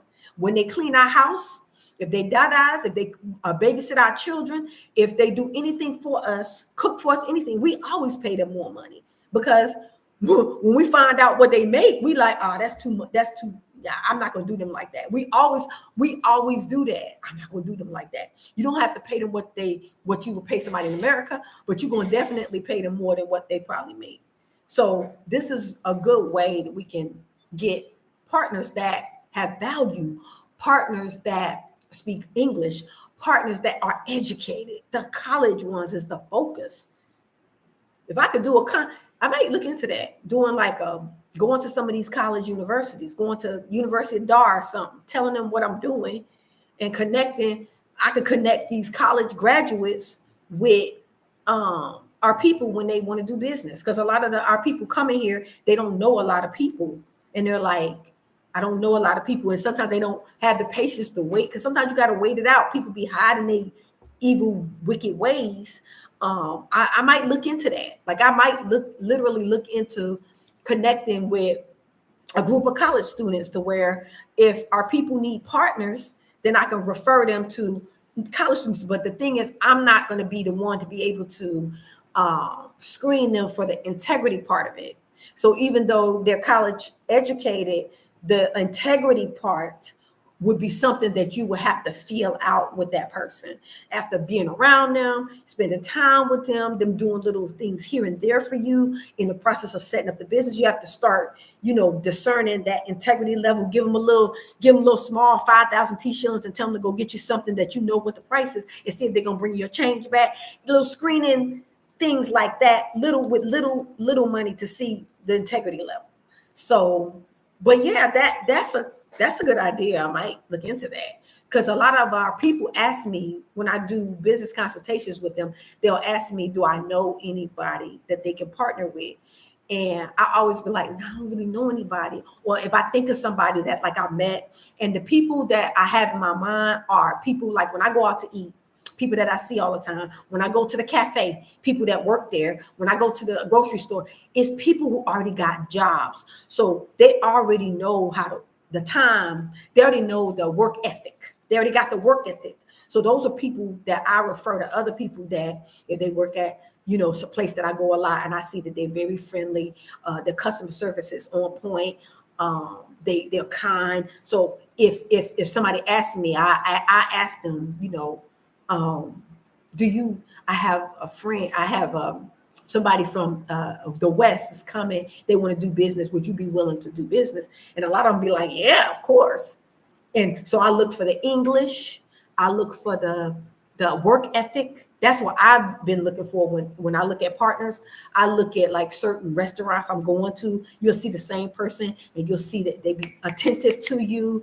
They speak good English. They understand you. This is drivers. This is everywhere I go. I'm always, and if they speak good English, I'll be on it. They speak good English. When I get in that Bajaji, that car, or wherever I'm going, I listen to them. And I'm like, you speak good English. And then they be like, yeah, I went to uni. They'll say, they speak. I said, can I get your number? I said, because I might have people from the West come and they might want to do business. Would you be interested? And they all be like, yes, of course. They all be like, yes, of course, I would be interested.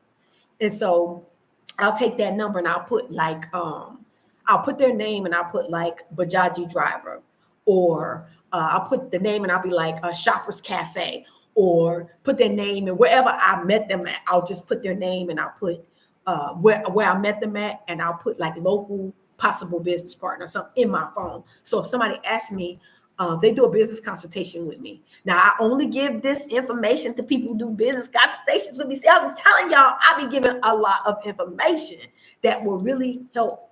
But people don't be wanting to pay. Don't be wanting to pay, but you just don't know when you pay. A lot of times you do get valuable information. I give way more information than I give a lot of information. But these are type of things that people don't always think about when they want to come here and do business. These are important, things, because you don't want to get somebody that drives a motorcycle or even a Bajaji if they lack integrity. Just because they drive these things or drive you around, that don't mean that they have integrity. So you kind of need more than just somebody driving you around, because you don't know what's inside of them.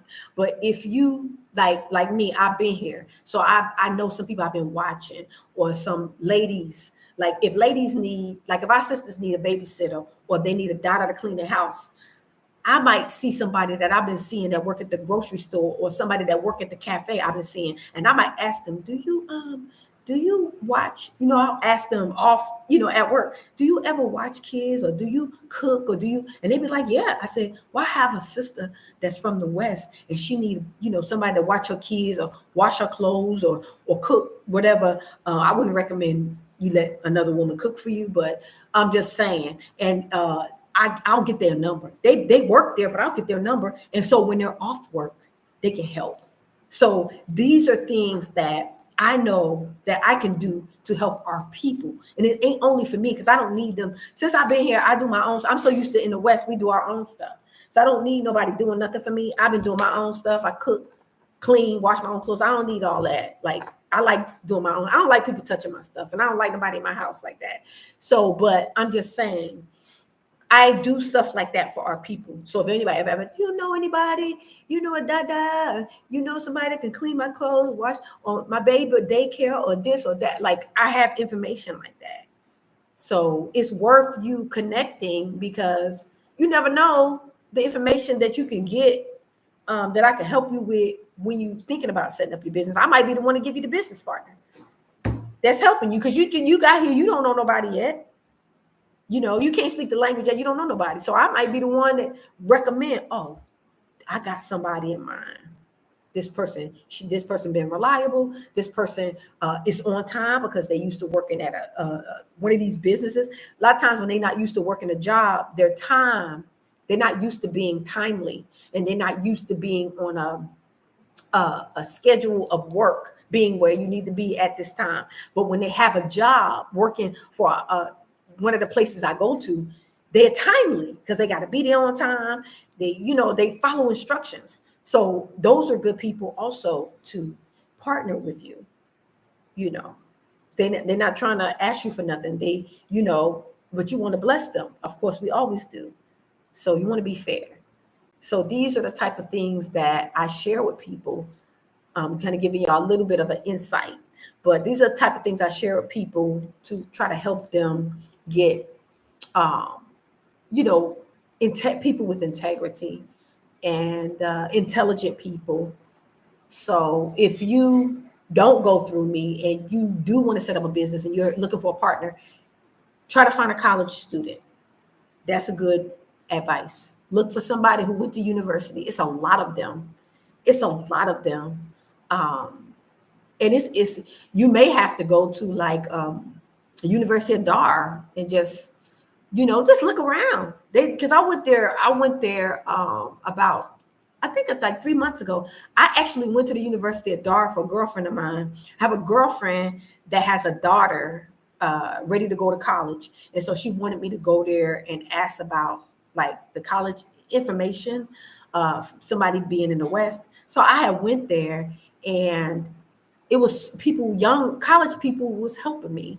They speak really good English and they very intelligent. So I was like, that's the place to get your partner from. If I'd have known, I just found that out. If I'd have known that, I would have went to the college to begin with. But I didn't know about that. But now I know about it. They don't have jobs. So they got skills. And the most important part is the fact that they understand you. They can speak English. So that's a big plus. They can speak English. Y'all can communicate. So, but yeah, family, I guess I'll end this. I've been on this live for a minute, but hopefully people watch the replay and get all the valuable nuggets that I dropped in here. I shared a lot of the stuff that I shared during my consultations, but I didn't share it all. You get a little bit more in-depth stuff. I can't share everything online, y'all, but just giving you a hint of what I share with you. Some people are like, I've said, some people, I'm not about to pay for that information. I'm not about to be paying for business or whatever. And I'm like, okay. I've had several say that to me, but some of them weren't able to set up a business either. Yeah, just watch the replay. I put a lot of little tidbits in there for people, and if you consult me, I'll give you a little bit more. I kind of mapped out ways, I had to learn myself. So I'm kind of trying to make it easier for those who come after me, that they won't have to go through some of the stuff I didn't know. If you give people information ahead of time and they know what to look for, then they'll make better decisions. Yes, Africa shall rise again. Africa, yes. So if you give them the information ahead of time, then if they have it in their mind, then they can make better decisions with business partners, purchasing land, the order of how you do things, and just the whole process. They make better sound decisions. How they should, purchase things, letting the partner talk, just different things. If you give people information ahead of time, I think it'll help their process in narrowing down how to begin. Because when you come to a country, they don't speak the same language. And yes, it makes the process smoother. If you come to a country and the language is a language barrier, it could be overwhelming for somebody that trying to want to do business and they're like, where to begin? As far as, because some of the people they meet don't know English well. Some of the drivers, and they're trying to find a partner, and it's like, where am I going to find someone that can understand English? Because most people do, and I would recommend you get a partner that knows some English. Maybe not, because one of my partners does not know English that well, but one of them do. So you can have one that knows English really good and one maybe that doesn't. I have two, you only need one. But it's best to get one if you don't know Swahili well, and if your native language is English, just try to find you somebody that knows English, because that will help the process of communicating, with them. It's a language barrier that it can be a struggle to communicate, especially in business when you don't know each other's language. So.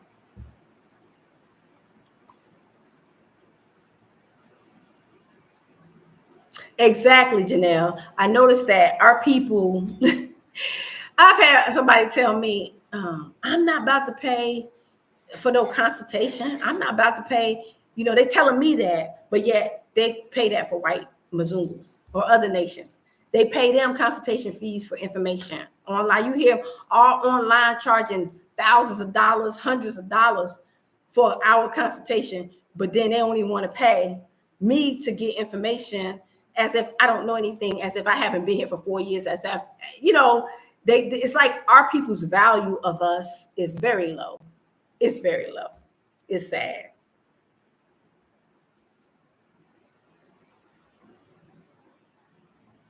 Thank you, Tony. Thank you so much. Thank you. And I wish you blessings in Kenya. Do your thing with your land. Have a good time. Help our people if you can, or just be happy, be free. I see, Tony, you got out of the U.S. When you get back to Kenya? When you get back to Kenya from the U.S.?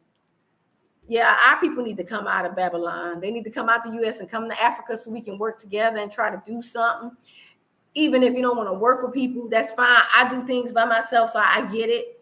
But we can share information. We can share knowledge. My ears got clogged up. We can share knowledge, and we can just share. Like me, I share a lot.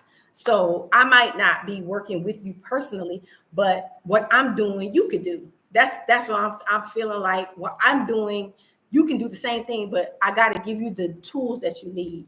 And if you're not willing to pay, or you're not willing to even listen when you do pay, then how can it can't work? Because a lot of people get here and they think that they can do it and then they think that they can do it because they did business in America. But this world is a different world. It's like you going to a whole different, it's like a different world. This country is like a different world. And so what you do in America that was successful, you may not be able to be successful here. So if you have a business in America and it was thriving and doing very well, you may get over here and you may not be able to do it well over here. Some people say that if you don't have a business in America, you can't open one here. That's not true. I did not have a business in America, but I was seamlessly able to get one here. So you can't say that, because this is a totally different world. Oh, 8 months. Okay. So yeah, so you can't say that, you can't predict that if you had a successful business in the West that you're going to be able to come to Africa and do the same thing. That's not always the case. And if you didn't have one in America, you can't start one here, because I did. I didn't have one in the West, but my first time creating a business was here in Africa. And it wasn't that. It was kind of seamless for me. But some people struggle with it. See, I'm just saying. Yes, holler at me, Tony, when you come through. Yeah, holler at me when you come through. I was glad to see our people.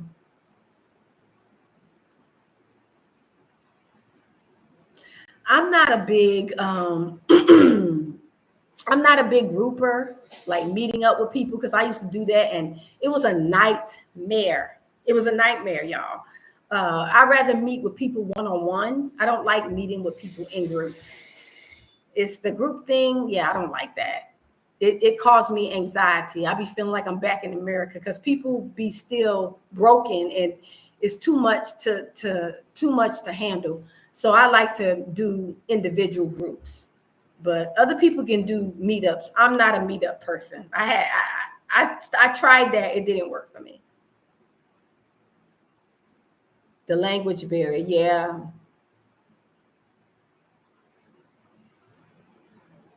Yeah, the language barrier is a challenge. That's why when you do business, you have to make sure that person can speak English. They just have to. I know people want to do business. They be grabbing anybody. No, you got to make sure that person can speak English. you got to be able to communicate. So college students, they learn English. College, when they go to university, they teach them English. And so those are the best partners to have, the college students.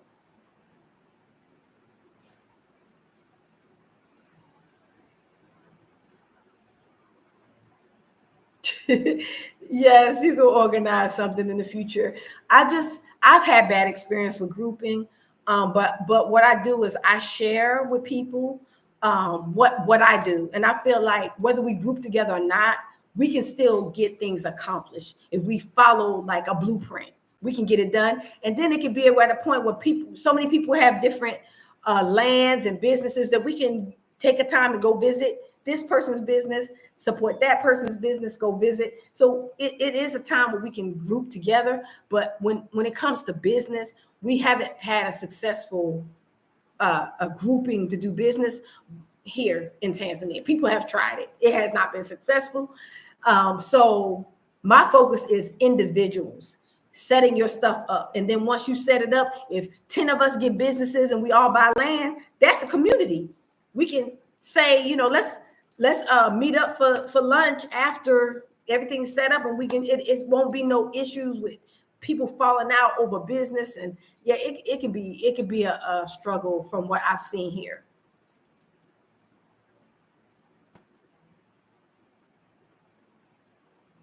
A video, Janelle said, can you make a video about the healing process when moving to Africa? I've said it in some of my videos. It's just quite simple. Sit down for a couple of months when you come and be, sometimes you got to be by yourself. A lot of us don't like to be by ourselves because we're so used to being surrounded by drama and family and a lot going on that we don't feel comfortable being alone. But that's how you heal, when you take time to be by yourself. I'll think about trying to do a video on that. I usually mention it in different videos, but I might do a video on that. How we can how we can take time to heal when moving to Africa. I usually say start, but it's hard to start in America, so that's not going to happen. Look what Sonya Massey, you got Sonya Massey stuff going on. You got our kids missing. You got celebrities going crazy. You got the blue and the red folks fighting. It's hard to heal over there. So yeah, the process is going to have to start when you come out of her. When you come out of America and go wherever you go, whether it's Mexico, the islands, Barbados, Africa, wherever you go, you're going to need to heal there. So it's just a matter of taking time away from groups and being by yourself. Go to the beach, wherever beautiful scenery, the mountains, the beaches, the nature. Go out in nature, whatever that country has that's natural. Change your diet. That's a part of the healing. Eating real food. Get out of there. You eating fake food in America. All this GMOs and all this fake food. They're trying to kill you with your food and your water and your air. That's healing. When you get out of there and start eating the fresh food and getting your diet right. Stop eating so much meat and start eating more plant-based. Get your what you call that thing when they detox. Get you some drinks, what they do, them smoothies. And I don't do smoothies that much. I'm learning, but I just eat fruits. I eat the fresh fruits and I eat a lot of vegetables and stuff. That's kind of how I detox. I don't eat a lot of meat like I used to when I was in the West. And even in the West, I didn't eat a lot of meat because I was scared. But here, I just don't eat a lot of meat. I might eat meat maybe once a week. Maybe. Sometimes I don't eat meat, for a while. But I feel good. Like I feel better. And I actually gained weight, y'all, since I stopped eating meat. Go figure. I went from 125 to 135 when I stopped eating meat.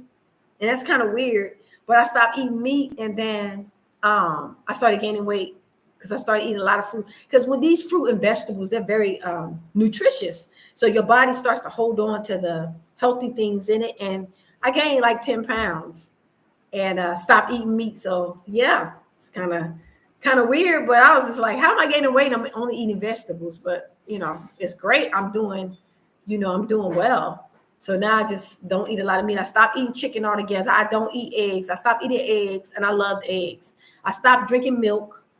I stopped the dairy and the chicken, everything to do the chicken and then the dairy. So now I drink coconut milk, and I haven't been eating eggs. Somebody said they have a substitute for eggs. I'm gonna try because I missed that breakfast with eggs, but I just don't eat. I stopped eating chicken, so I don't want the eggs. I'll eat quail eggs if I haven't found it. They say they got them here, but I'm not that pressed.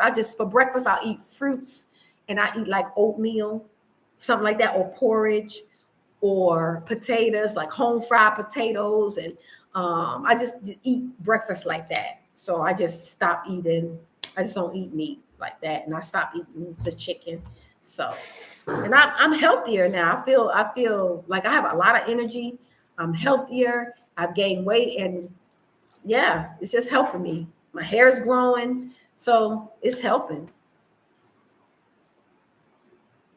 Yeah, Janelle, yes. I was like that. Y'all, if y'all look back on my pictures, when I first got here in 2020, look how I looked in 2020, and look how I look this in 2024. Look at my pictures. I look different. I was thinner. Of course, I wasn't. I was like 125, 120. I was like 120. Now I'm 135. So I was thinner, and then my skin didn't look as nice.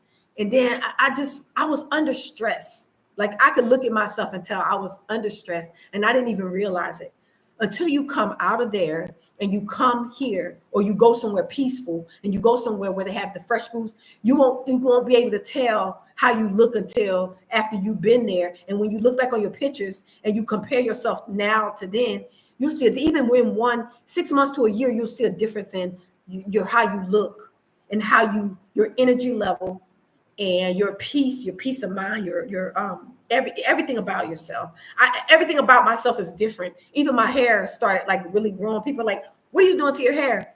And I'm not really doing nothing a whole lot different. Well, I use rainwater. So I catch rainwater, and I've been putting it in a spray bottle, and I've been spraying my hair with rainwater every day. Like, because that rain come from heaven. It come from heaven. So I figure it'll help make your hair grow. So every day I'll just spray it, and it's been growing a lot. So it's a lot of things I'm noticing, and it's a part of healing. I'm changing my diet. I feel healthier. Like I feel more energy. I feel like I have energy like when I was in my 30s. I'm 50.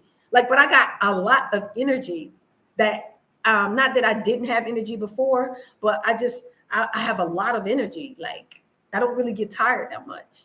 I don't exercise like I used to. That's the only downside. I used to roller skate. I don't exercise like I used to, which is probably why I was so slim. But I don't do that because I don't have the roller skate. And I might build a little rink in my lane. I might build a roller skating rink. But anyway, I just do my personal exercise. So I do I'm not part of a gym. I'm too cheap to pay for gym membership, and gym membership is expensive here. I'm not paying for that. So I bought a jumping rope. I bought a jump rope. So I jump rope, and then I have my own personal little workout I do from the computer. So people I watch, and I do the workout in the house. So I do workout, and then I do jumping jacks for my heart. So I do try to keep my cardio and try to keep tone or whatever. But that's about it. I feel the best. I feel better than I felt. Even I feel like I felt when I was younger, in my 30s. My health, I feel strong. I feel healthy. I don't have no health problems. I didn't have health problems, but I just don't have no health problems. So it's part of healing. So the stress can really make us look older, that we experience, and anxiety. If your body is constantly feeling anxiety, like in America, we constantly live under stress, and we constantly live under anxiety, like the PTSS, post-traumatic slave syndrome. We constantly feel for our lives. We fear for our lives. So even when we don't realize it, we're constantly under stress. We working for these different companies. We scared we're going to lose our job. We scared we're going to get fired. We live under stress. So that can give you health problems, and it can make you look older. It can make you have wrinkles, and it make you look dull. So just go back and look at my pictures. Just go through my videos and look when I first got here in 2020, and this is 2024. Look how I look First of all, you're going to see I gain weight. You're going to see my skin look different. You're going to see I look happier. Like, you're going to see a difference. It's this environment. It's the food. It's the peace, the safety, and the freedom that I feel. You'll see it in the pictures. So anyway, I'm going to end this live. Thank you so much for tuning in. I'll do another video or live in the next couple of days. I'm trying to remain on, do something a little regularly, at least once a week, between lives and videos. So, but I'm going to think about trying to do a video about healing. Janelle, I'm going to try do a video about the healing process when moving to Africa. I briefly touched on it throughout some of my videos, but I'll do one specifically about that. As a matter of fact, let me write myself a message in my phone real quick so I won't forget the title of it. Because I'll be like, oh, what was that? What was I supposed to do a video about? So I'm going to go ahead and put a note in my phone.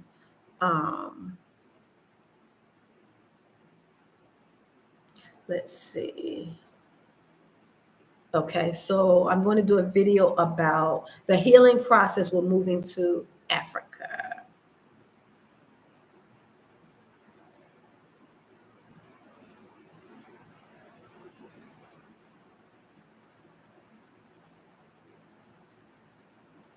Okay, I wanted to make sure I saved that on my phone before I ended this. Okay, so in the next couple of days, Janelle, in the next couple of days, I'm going to do a video about this. I got to try to get my thoughts in order. I got to write some stuff down, get my thoughts in order so I won't be, because I'm pretty good with flowing, but I want to put I'm going to do like a little outline so I can touch on the points. So Black American expats there now. I left a little after the death of Magufuli. Yes, there are a lot of Black African expats here. A lot left in 21, but then a lot came back. So we got people coming every day. It's a lot of us here. We got, I would say, a little community, not that we group together because it's been kind of chaos in the different groups, but it's enough of us. It's a community of us here. It's a community of us here. Every time I go to Shoppers, I see more people that came. Every time I go to Shoppers, is like our main grocery store that a lot of us go to when we shop. And it's like 3 in different areas, international areas. So whenever I go, I always see somebody from America that's here, or from the UK, or from Jamaica, or from Canada. I always see Black here. And how I know is they speak in English. So I'll be like in the store and I'll be walking and I'll hear somebody speak English. You don't hear that a lot. So I'll turn around and I'll start looking at them and I'll listen to their accent. And I'm like, that person is from America. So sometimes I might go up to them, or sometimes I might just give eye contact and say hi like that. When somebody say hi, you know they're not from, because if they from here, even if they speak English, they'll say mambo. So yeah, I'll do that. Good night, Tony. But there are a lot of us still here and coming. As a matter of fact, I was in Shoppers the other day and I met a sister that been here for she'd been here for a couple of years. And she was like, I finally met you. So it's people that watch me that are actually here that I haven't met. And I'll see them out somewhere and then I'll meet them that way. So it's a lot of us here. It's a lot of us. We got a little community here. And so it's kind of nice, even though we don't group together, and even though some of us be falling out with each other and acting a fool with each other. We do. We be acting the same way here that we do in America. We done brought that drama over here. We have. You know how we do. We know our people. We know you know your people. We be acting a fool. But it's all love. We be fighting with each other. It's part of the trauma that we experience. One minute we love each other, next minute we hate each other. Like we be back and forth with each other. It's ridiculous, but it is what it is. It is what it is. It's part of the curse. It's part of the trauma that we've been through. So, but prayerfully things will get better between us. Prayerfully. But anyway, you guys, I'm going to go ahead and end this live. Thank you so much, guys, for chatting with me, for tuning in. I feel so much better. When I started this live, I was talking about Sonya Massey. I was feeling kind of down. I was feeling kind of depressed earlier. I kept looking. People were showing the video, and I try not to look at the video because it made me feel sad. And then other people was talking about it. It's just like everywhere. And I keep seeing her picture, and it just started making me feel real sad. I even shared it with my my driver. I shared about her, and he doesn't speak that good of an English, that good English. And so I told him, let me show you something. So I show him a picture of what happened to her. And he was just looking so sad.